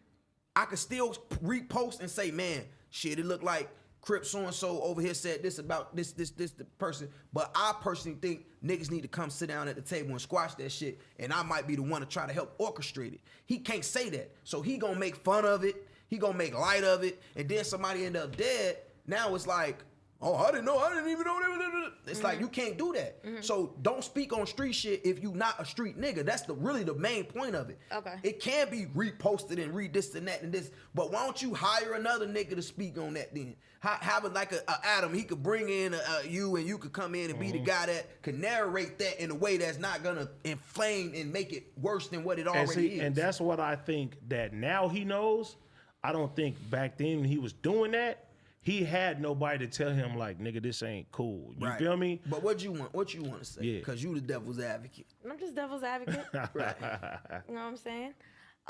These people who are involved in these tragic situations, they had fans though, right? And we can't just assume that every fan is from the streets and understands what's going on. So did he not just come from a different angle? Is it because he's not from the streets that the news didn't go over well? Because realistically, if we keep it G, like keep it a buck, niggas got beef. And niggas gonna kill each other regardless. And that ain't got nothing to do with a nigga sitting behind a keyboard in Jersey. But no. But you gotta understand this, right? I'm really from the hood. I'm really from the streets. I have homeboys that I lost that I care about dearly and stuff like that, right? So just imagine things happening around my neighborhood and people are putting the spotlight on it. It makes it different. And look, let me say this too though. A lot of the problem is this too, right? When he is talking about the stuff that's going on in Chicago at that time, right? None of these guys had money or a record deal. So the spotlight that he put on that allowed for the record labels to come in and manipulate the situation as well. If he would have just mind his business, right? A kid like Chief Keef or something probably would have still had the same success because he had a great song with Don't Like. It already was having a lot of traction in the city, and it wouldn't. The beef surrounding that neighborhood and those records was only amplified at that time by DJ Academics. Yeah, I so agree. a lot of people lives could have been saved, and Chief Keef still could be a successful rapper, and Lil Durk could still be a successful rapper without people losing their lives because he want to amplify the beef part of it. Stick to the music, Playboy. If niggas dissing niggas in the music, then you can post the music where they dissing each other. But when you get into, see, this is what happens. See, he's the Grim Reaper. You calling niggas these names and X, Y, and Z. Now it's, you see what I'm saying? Oh, some random guy from his hood posted smoking on Tuka. You want to post that now? We don't even know who. He ain't got nothing to do with rap or nothing. He really a killer, a murderer's murderer. Now the next week he want to rap. The label done signed him, gave him $1 million. You just added money to a toxic environment. What you think gonna happen? It's gonna be more murders or less murders, and these kids got millions of dollars now. And see, but that's when it comes down to the ignorance of the fact. He don't understand. No, I think he understands now. But you guys are not separating the person from the blog. He don't. He Wait don't. a He minute. don't separate himself. Wait a minute. Like I said, Act don't go outside. wait a minute. Okay, listen. Like I said, and I'm being real and I'm being fair with my judgment on certain things, right? If you are ignorant to the fact of what's going on outside and you're just getting facts right, it's like watching a TV show. If you don't know people personally, you don't know their moms, you're not seeing certain things and stuff like that, and you're used to getting information, and it's like, okay, this happened to this happened to this happened to this. It's like fucking plot lines. You know what I'm saying? Right. If you're ignorant to the fact of what you're doing at that time and shit like that, because Meek wasn't wrong with what he said. Now, I listened to both sides of the shit. Now, do I think Academics is like that now? No, I don't think he like that now. Do I think that he learned from where the fuck he came from and what happened and whatever the situation is? Yes, I do think that shit like that. And what 21 Savage said is, how are you gonna move forward? How are you gonna be better? What you want your legacy to be. What you want your legacy to be and shit like that. Meezy was saying. You can't go back. You can't go back to the past and shit like that. You know what I'm saying? And if he was a street nigga, I'll be like, nah, that nigga wrong because he know better than what the fucking situation is. Exactly. So for a nigga who don't go outside at that time, he probably never went to Chicago, period. Right. You know what I'm saying? Still ain't went to He Chicago. didn't go to Chicago. They had Chicago Complex Con. He was like, we are not going. Exactly. I said, okay. But do you understand what I'm trying to say? It's different when you're viewing something. Cause see, I could talk about situations and I could go to them hoods too and talk to the people. You see what I'm But saying? what if it's not about wanting to go there? What if it's just about delivering the story because it's but entertainment? This is what I'm saying. The way he did, just the Warren Chirac, he made light of a serious situation. You can't take that out of that, bro. Yeah. You can't take away the fact that he making jokes about niggas dying and shit, bro. And by the way, I'm playing devil's advocate. I understand. I completely agree. Completely understand where you're coming from. We can't ignore this, right? We can't ignore this shit. We can't ignore like some of what Meek was saying. Like, bro, you a blog, right? Like they were saying, World Star Hip Hop. We didn't even know Q owned that motherfucker. They just posted the news. It wasn't a personal thing, right? You going around making niggas nicknames. Yo, Nav is whack. His music is just trash. Like, right?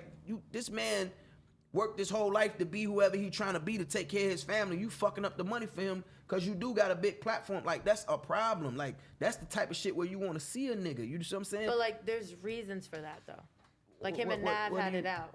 But I'm saying before that though, he was already talking. Nah. But that's when I was listening to the situation, and that's what they was telling. Cuz they was basically saying that, okay, for example, if No Jumper posts something or they feel a certain way about something, that's a platform. You feel me? If Adam want to just post on Adam page and he say, man, if Adam tweet, fuck Sincere Show, that's what it's me and Adam. It's a personal situation. I don't got a problem with No Jumper as a whole, as an entirety. Now I could make a problem like, man, fuck the whole No Jumper. If I'm just on some Tupac Death Row shit, don't do that, people. No, of course not, right? Because I'm gonna get you.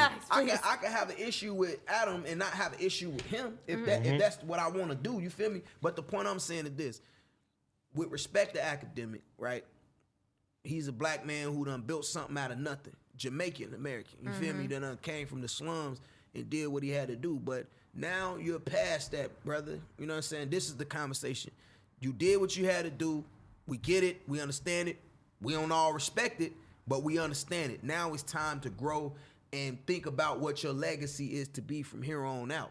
Now, if you want to be like a woman, Wendy Williams. Love her. Shout out Wendy. And you want to be the messy, and that's your thing.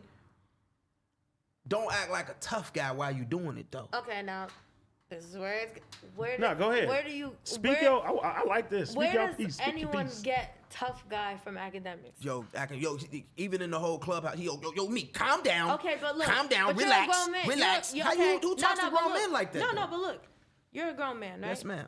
You got a nigga trying to pull your card, trying to play you while you're trying to explain yourself. You're not gonna get upset, especially when you and this man been at it for a couple years now. Right. So look, this the thing with me, right? I'm not a. First of all, this is what I call being a boss. Mm-hmm. If I'm in somebody, if like, I'm here right now with and I'm at No Jumper, this y'all shit. Mm-hmm. I'm a guest. Mm-hmm. If I get to the point where I no longer feel like I want to be here, I'm going to remove myself because I'm a boss. I don't need no nigga to tell me when I can do something. I'm gonna get myself out of here. Okay. If you was at my place, something that I had, and it was time for you to go, you would be removed from that situation. Right. I don't have to deal with things that I don't want to. So if I'm in the room with whoever and we on Clubhouse, and it's their room, clearly, he's the guest there, and I feel that I'm being disrespected, I'm going to remove myself, and I'm going to see who I need to see when I see them. Okay. I'm not going to sit there and get ridiculed and have somebody disrespect me. Now, with that being said, I don't think Meek was disrespecting him. No, I don't either. I think he was trying to have a conversation with him while also telling him, hey, I do not fuck with you, bro. He didn't call him out his name or nothing, right? Now, when you get to telling a grown man, like, relax, bro, calm down. Like, that's like, who you talking to? Like, you, and like he said, if we was in the same room, I don't even talk to niggas like that. Like, I could have a disagreement with a motherfucker. I'ma slap a nigga Okay, talking but like you. that. The nigga gonna get the shit slapped Okay, out but of him. this is Facts. after you done sat in a fucking room with 5,000 people telling you everything you're doing is wrong, right? But that's not everybody wasn't saying that. There was a lot of people on and you got academic side. Guap Dad telling you he gonna smack the shit out of you, and you just like, I didn't see like, the guap. I Dad seen stuff. that, but I they didn't see they that. have that the guap situation. That's another personal. Like, mind you, this is people that have a It personal can't all be problem. personal. Okay, so If can I Russ ask you a beat- question? If Russ beat So you let me up, ask you a and question. that's public Wait a knowledge. minute. So- wait. so Hold that on. Like, that can't No. be personal. No. Guap is my homeboy. Like I told you, that nigga done bought a Hennessy bottle when my son I was believe born. it, and it's no disrespect. And, it's and, public and let me knowledge. tell you, can and Google when it. Russ and when that shit happened with Russ, I was one of the first niggas he called on Jesus Christ. You feel what I'm saying? But It's, how can you get mad at the media? it's not about. And it's only this. It's not. Media. It's not about that. It's not about that. This is the thing, right? And I feel like, and I've seen academics say this shit with his argument when it came down to Adam. He said Adam can post something, right? Everybody in the industry is not gonna get mad about it. But when he posted, as a black man, niggas gonna look at it like, man, you supposed to be better than that. You supposed to do this, you supposed to do that. So I understand that aspect of it because it puts a lot of, when it comes down to media, who is black in the media? That has a it's fucking only name. a few. And two, I want to ask you this though: if everybody want to slap him, it can't be them. It got to be him, right? Look, I'm I'm I have a very I'm strong- playing devil's advocate. I've worked. I'm playing I had devil's worked advocate. for Act since like 2015, and there has sure. been times where I have been like, nigga. But listen, I don't have a problem. wildin'. I don't have any. Let me just say that I don't have any issue with DJ Academics. Do what you must, brother. I'm just being Hey, a I'm narrative. gonna keep it G. I like good content. I watch his shit. I do all that shit. Because, I'm gonna keep it look, gangster. it's like but look. Let me bad tell you- food. You no, just no, want no, to consume it even though it ain't, you know. Let me tell you something. Because honestly, I swear to God, on my kids, the first thing I do when I want to see hip hop news, I go to Cub page first. You feel me? That's kind of crazy. I don't. I mean, I'd be updating shit over here. but I'm just I'm gonna need you to hold it I'm down. just saying. I'm telling you some real shit though. Like as a real man and shit like that. I go to that. I go to academics. I go to No Jumper, and then I'll go to maybe the Shade Room. But see, the Them my thing, three. thing about me is this: I know where to go to see the cooning and buffooning. You see what I'm saying? Okay. saying? See, now I get what you're if I saying. want to see some coonery, right? Because I can see something being posted, and then I can say, well, let me see what the narrative is over here, right? So that's then real, though. I'm gonna go and I'm gonna see. Okay, but I don't even honestly, bro. I stop even watching. You know what I'm saying? A lot of academic content because for me, it's just not all good. A lot of it. You feel like it's toxic. It's toxic, and you right? feel like it's bad for the black community. Yeah, it's just Okay. like, all right, bro. You know what I'm saying? At some point, I want to know what the. I just want to I know what the real issues are because, like, don't I've have heard issues. a lot. I don't know the man. No. I'm going look, and I'm gonna break this shit down, right? Like on some real shit. And I don't forget this. I did the news one time, and Cud name popped up about the John Legend situation and shit like that, right? And what happened with that? He got into it with John Legend wife, Okay. right? And he called her out her name or something. Whatever. And I said, you know what? Whether it's right or wrong, I'm like, if John Legend heard that shit, like me, if I have a wife and you talk about my wife, whether she's right or wrong, she could slap you in the fucking face. I'm gonna get on you. You feel me? I just think it's just a certain thing where, you know what I'm saying? No, wait a minute, Show. Wait a minute. Anybody that I fuck with, I don't give a fuck if they right or wrong. You know what I'm saying? If my bitch do something, whatever, I'm gonna get my talk to me. You need to come talk to me. I'm gonna get my real opinion on it. You know what I'm saying? And I remember talking about it on the news with Adam, and Selena hit me up. She like, man, you do this, bye, AK's a saint, and all type of shit like this, and bye. I said, listen, cuz, I'm gonna keep it G with you. I don't know, cuz. I don't have a problem with cuz. Cause we have problem with niggas, we handle shit a different way. For sure. I'm not taking it to the media. I'm not taking it to nothing. If I have a problem with somebody, I'm gonna let them know. And you ain't gonna be able to come walk around my city. And that's any nigga though. You feel me? Any nigga that listening, any nigga in the media rapping, whatever the situation is like that. I'm very transparent of who I don't fuck with and who I do fuck with and shit like that. And I was like, I don't have a problem with the nigga. I'm giving an honest opinion. Right. If I have a wife and you talk about my wife in any type of context at the end of the day, I'm gonna have a problem with you. And that's what I spoke on with the situation. Right. You know what I'm saying? So I can see the spectrum when it comes down to why. I see both sides. No, I see both sides. It's though. a lot of people in the entertainment, talk space or whatever the case, interview space that are very toxic. You know what I'm saying, to the culture, and I just think that in itself needs to stop. You know what I'm saying? Now, what these kids doing when they running around and they killing each other and shit like that, like we need to figure out a way to, if you must tell the story because this is your platform and you feel that you're some 5-star journalist of some sort that I must tell the story of how the Engine City is. If that's what, if you got me must, fucking crying. right? If you must, you know what I'm saying? Then try to tell it with a little bit of dignity and respect. You know what I'm saying? That's all I'm Do saying. you think it's missing compassion? Do you think that's what For it is? sure, 100%. But after that Clubhouse thing, and I was listening to everything, I felt like, the ball's in Cuz court, and I think that he got it, and I think that going forward, I think he's going to show, and I want to see him do some shit for Chicago, like he said. I'm a whole Cud to that shit. You feel what I'm saying? Yeah. I think he just donated some money. That's dope. Then if he did that shit, look, Yeah, just you can't go back to the past. It's about how you move forward. If you're gonna be in this position, what are you gonna do to make this shit better? And that's how I feel. And I hold everybody to the same thing. It's just like with me and Adam. Like I'm like, hey Adam, I'm doing this tour drive. I'm going to my city. You coming with me? He like, I'm coming with you. I think you know what I'm saying? I think the biggest difference is this too, right? With what Academic does, and not just him, but a few other people. But if People Magazine, first of all, we don't know who People Magazine is, right? Facts. Right, we don't even know who is a Clear Channel on, and we don't know. But let's just say, like a Perez Hilton of one of these guys, right? Who's in the white space. When he, a lot of times when they talk about the white celebrities, they're not disrespectful in that way, right? They not, and this bitch did so into like they're gonna tell the story, right? They're gonna put it out there. Hey, Miley Cyrus was drunk coming out the club or whatever they're gonna do. And they're not gonna talk about it in a certain way. And even if they were to do so, the artist ain't ready to kill the journalist. Like these white people don't get into this type of activity like that. You see what I'm saying? They put a lot of respect when they dealing with these people, and they do treat them like celebrities a lot of the time. Academic, he treat people like they his peers, and I think what Meek was trying to explain to him, like, we not peers. We don't do the same thing. We not in the same space. How dare you have the audacity to, on any level, on a street level, you can't play with me. On a money level, you can't play with me.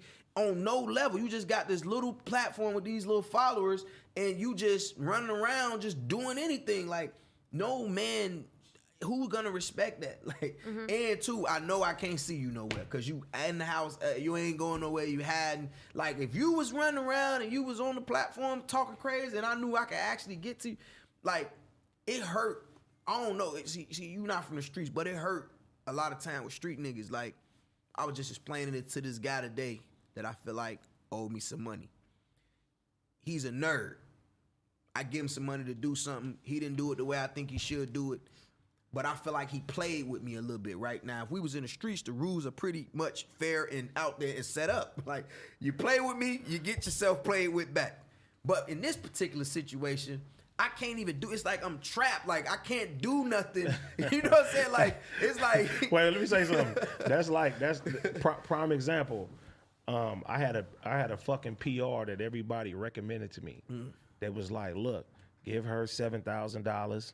Or give him $7,000. They gonna make shit shake for you. It's gonna take this and so I get a motherfucker the money, and then they did damn near nothing. Yeah. And I'm like, you just gonna take my money, like you just and took I'm my like, money from me. You don't know who the fuck you're taking the money from. No, they do. And, They no, know. no. They protect it. They could.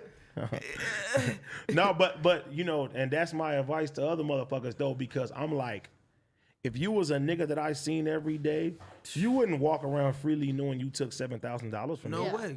You wouldn't do that. No way. And I'm like, what I'm gonna do? I'm gonna go to where this motherfucker is, wherever the fuck they at. The only end result of that shit is I'm gonna be locked up and I'm gonna put myself in jail. For sure. You know what I'm saying? I get it.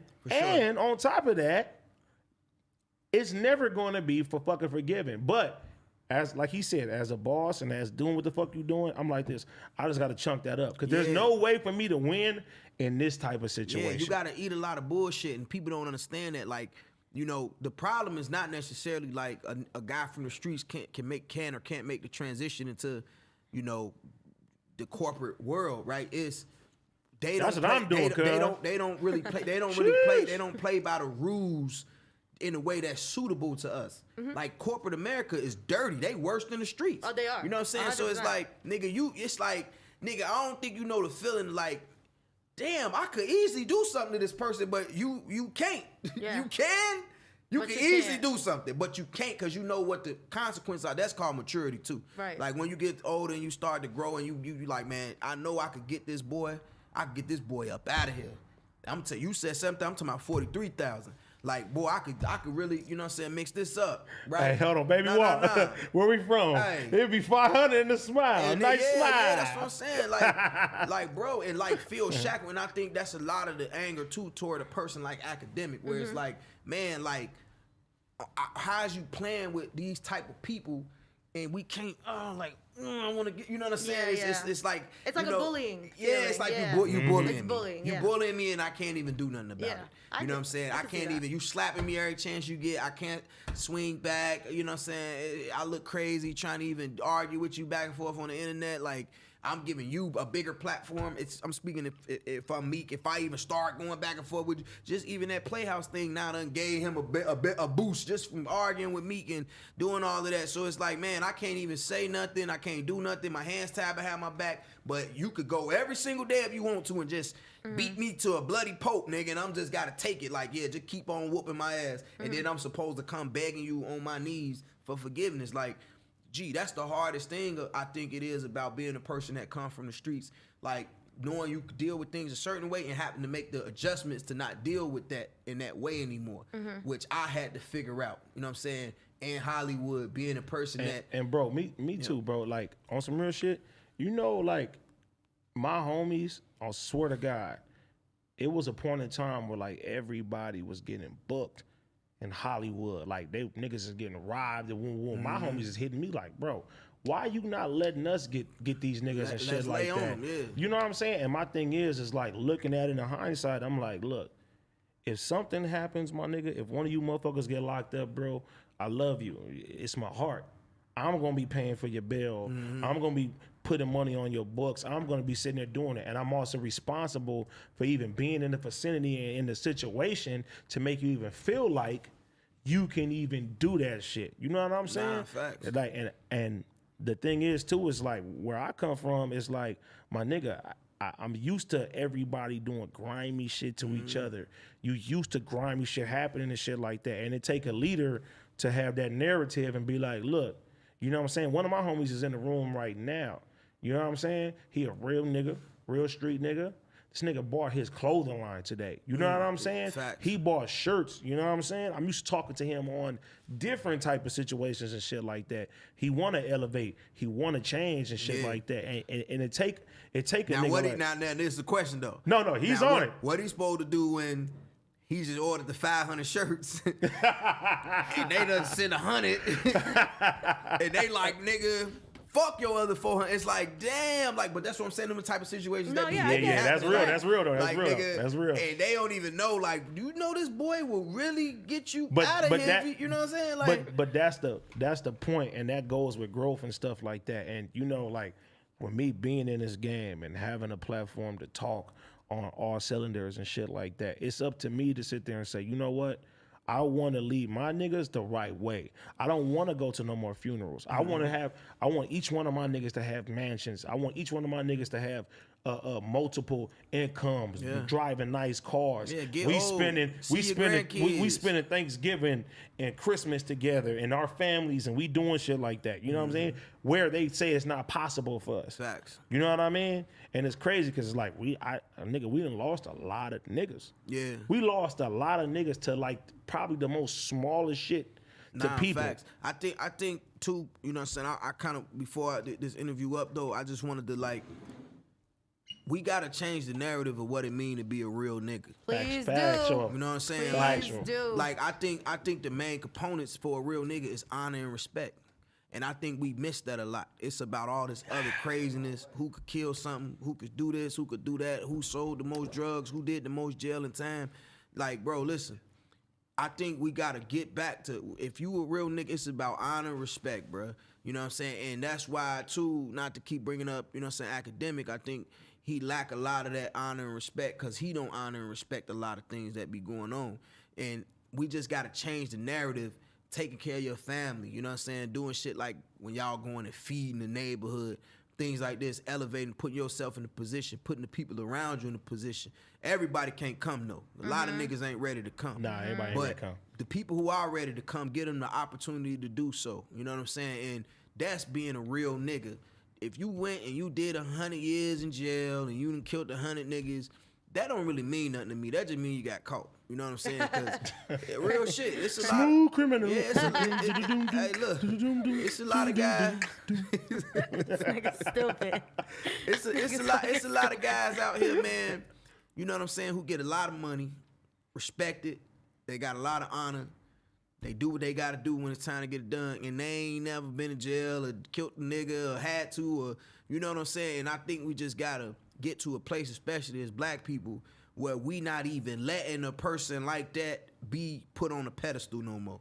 Oh, you just the bad guy all the time. Like, what does that mean? Like, you harming your own people now. If you want to go be a bad guy over somewhere else around some white folks or something, hey, man, I ain't telling you to do it, but hey, brother. Go crazy. Go on over Go there. fucking crazy. Go on over there. Go on Fuck over them there. people. You know, going over there with them cops that killed George Floyd, and you go, Facts. Go crazy. Hey, you go ahead and be the biggest, the baddest wolf in the room, goddammit. But don't come around us, black people, trying to do something positive, and you the big bad wolf in the room, and we supposed to be some type of fear or something supposed to come across her because they said you would do something or possibly could or could. I don't got time for that no more. And that's why, bro, when I came, I always stood my ground in a lot of these situations. Not because I felt like I was more willing to die or kill one of these people, but it's like, bro, I lead my life with honor and respect. It's not about being no gangster, no tough guy, no thug.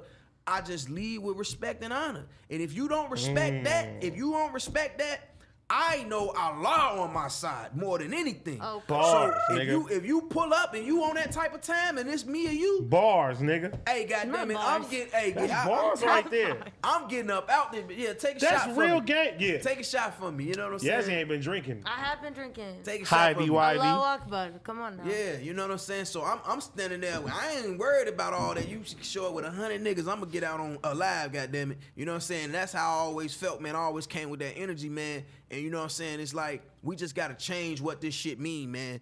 and you young women too. Y'all out here want to look for the bad guys, the scammers, the schemers. These guys, man, listen. Look man, at her. she can't wait to get a scammer. You know what I'm saying? But it's like, I mean, I don't really put the scammers in the same category. I'm just saying this type of behavior. I got some good overall. scammer homies that are, That's good. they're the That's greatest good people in the world. Nah, for sure. You know what I'm saying? But it's just this type of energy to always get over on the situation of somebody or a system that I feel like we just got to take that out the black community. We got to take the idea of wanting to kill people and gang up on situations. We got to get that out of the community. And we got to just start to build. You know what I'm saying? Like, right now, nigga, I'm on this Black Power Council shit. I'm building shit up. I seen that, you bro. feel me? Like, I'm building shit up. You know what I'm saying? And you know, so I'm at the table with the street niggas, too, because we always trying to figure out how to really, you know what I'm saying, keep the streets safe. You know what I'm saying? And really keep it safe from a lot of the outsiders, too, because niggas do be coming in here and just think they could do anything, and that's bad for business, because if you do come here and you not understanding what's going on, you think you could do anything, and something happen to you, we got guys coming in town getting killed in LA. That's bad for business. Now we not looking, it is, though. We not looking like a destination location. It's bad. It's just bad for business. You know what I'm saying? It's like, but when your ties is good, everything don't have to, none of this stuff has to happen. You know what I'm saying? And it's just, you know, we just don't want that happening here. We don't want nobody hurt. We want people to feel comfortable when they come to LA. The sun, it's a lot of sun, a lot of bitches. You got the ocean, you can be, look, ocean or the snow. You could come from here to here. Vegas right there. Go to fucking Fresno, nigga. Get the snowboard. You feel me? You right here. Everything is beautiful. All of the most beautiful women in their prospective towns come here to be something or somebody and go somewhere. You could get whatever you want here, baby. You know what I'm saying? Whatever you want. Big houses, hills. It's all here. But just come with some honor and respect, though.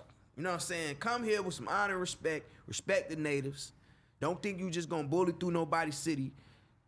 And I'm not saying that there are guys who done that have passed away, because a lot of it just be bullshit happening. But I'm saying it would serve you right if you want to come in town and you want to be at Brown in the streets and in the clubs and doing this and that, to just call AD. Call AD. Everybody call AD. You heard that from like 20 niggas already. Call AD and everything is cool. He not trying to extort. He got his own money.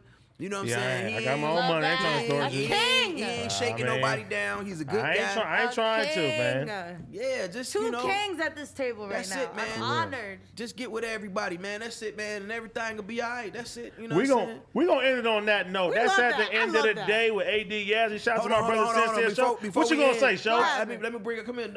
Oh no, come on. Give it a mic. I Wait, want what's to bring her up name again? Noki Cabrera. Noki Cabrera. The Cuban princess. You know what I'm Okay, saying? Cuban. Oh I know that's right, sis. yeah. Go ahead, plug Let your her talk her first. shit. Come Sit on down, now.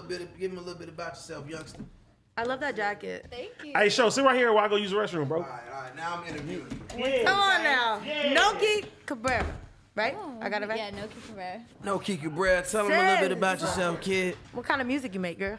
I make pop, R&B, so it's coming soon. She make Latin music too. She got some Spanish records that's crazy. Yo, So- Spanish correct. record's been going crazy the Yeah. last 2 years. Yeah, my family's from Cuba. I'm originally from Florida. Grew up in Tampa. Was born in Miami. Oh, yams. Shout out the yams. Yes, ma'am. Yeah. So let me ask you a question. You know what Oh, I'm here saying? he fucking go. Yo. You know, Oh gosh. you done listen to this whole interview, right? Right. Now You think I'm a fucking rat? you need to check in. Now that you're here, you need to check in. You know what I'm saying? We're not just fucking with you. Check into the city when you come to LA from now on. Right. I check in with sincere. You feel me? Yeah, just check I'm in. about to start checking in with you too. I'm gonna keep your Right. ties. What the hell? You should. I'ma keep you your should. ties Taught me in so order. much over here. I'm gonna keep your ties in order. But I mean, when you think your first single gonna come out? Towards the beginning of the year for sure. Yeah. We're gonna have a video out and everything, so I'm pretty excited. Did you film already?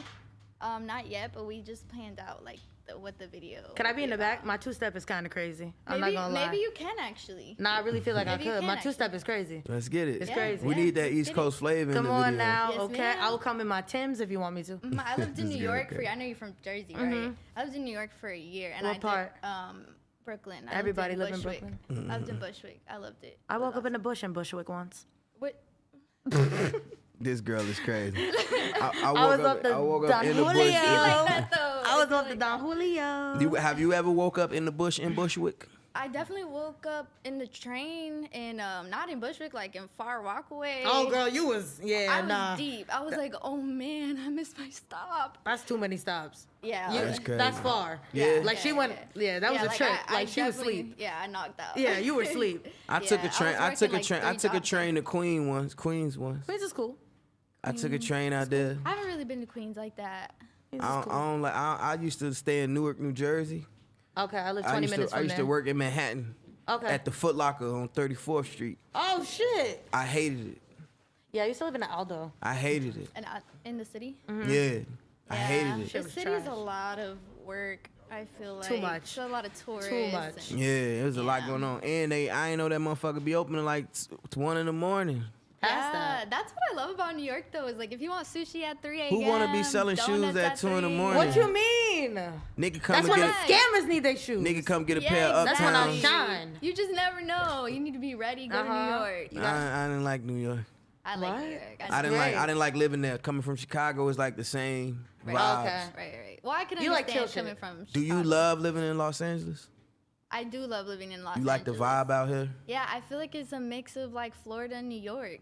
It's like I get like the best of both worlds. You met any LA guys yet? Any like official No. to date? Like you would you date a No. Crip or a Blood if you had to make a choice?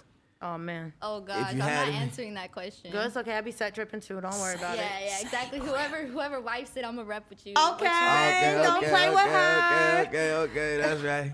That's right. All right. Well, look, we excited about the music that's coming out, Miss Me Cabrera. too. I'm so I just wanted excited. the people to meet you because I want them to know that I'm working on something very positive.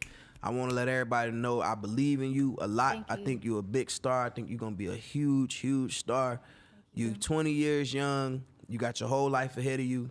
I think you Thank got you. the best manager to I- guide your I career agree. the right I way, agree. to keep you away from the weirdos. And I definitely believe that you're gonna be a big star. So I want y'all to remember this. Remember Noki Cabrera. Follow her on all her social media platforms. Thank I want to y'all. thank No Jumper. I want to thank AD. Yeah, I want thank y'all for having me I for want to like thank 5 Yassy. minutes. I appreciate y'all. I love y'all. That was Hold it that down, was gangster dope. gangsta. Hey, look, hey, shout out to you one of my for OGs from the city. He just hit me up. He said, "Dope ass episode was sincere." Yes, sir. So you know we did it the right way. We're gonna end it on that.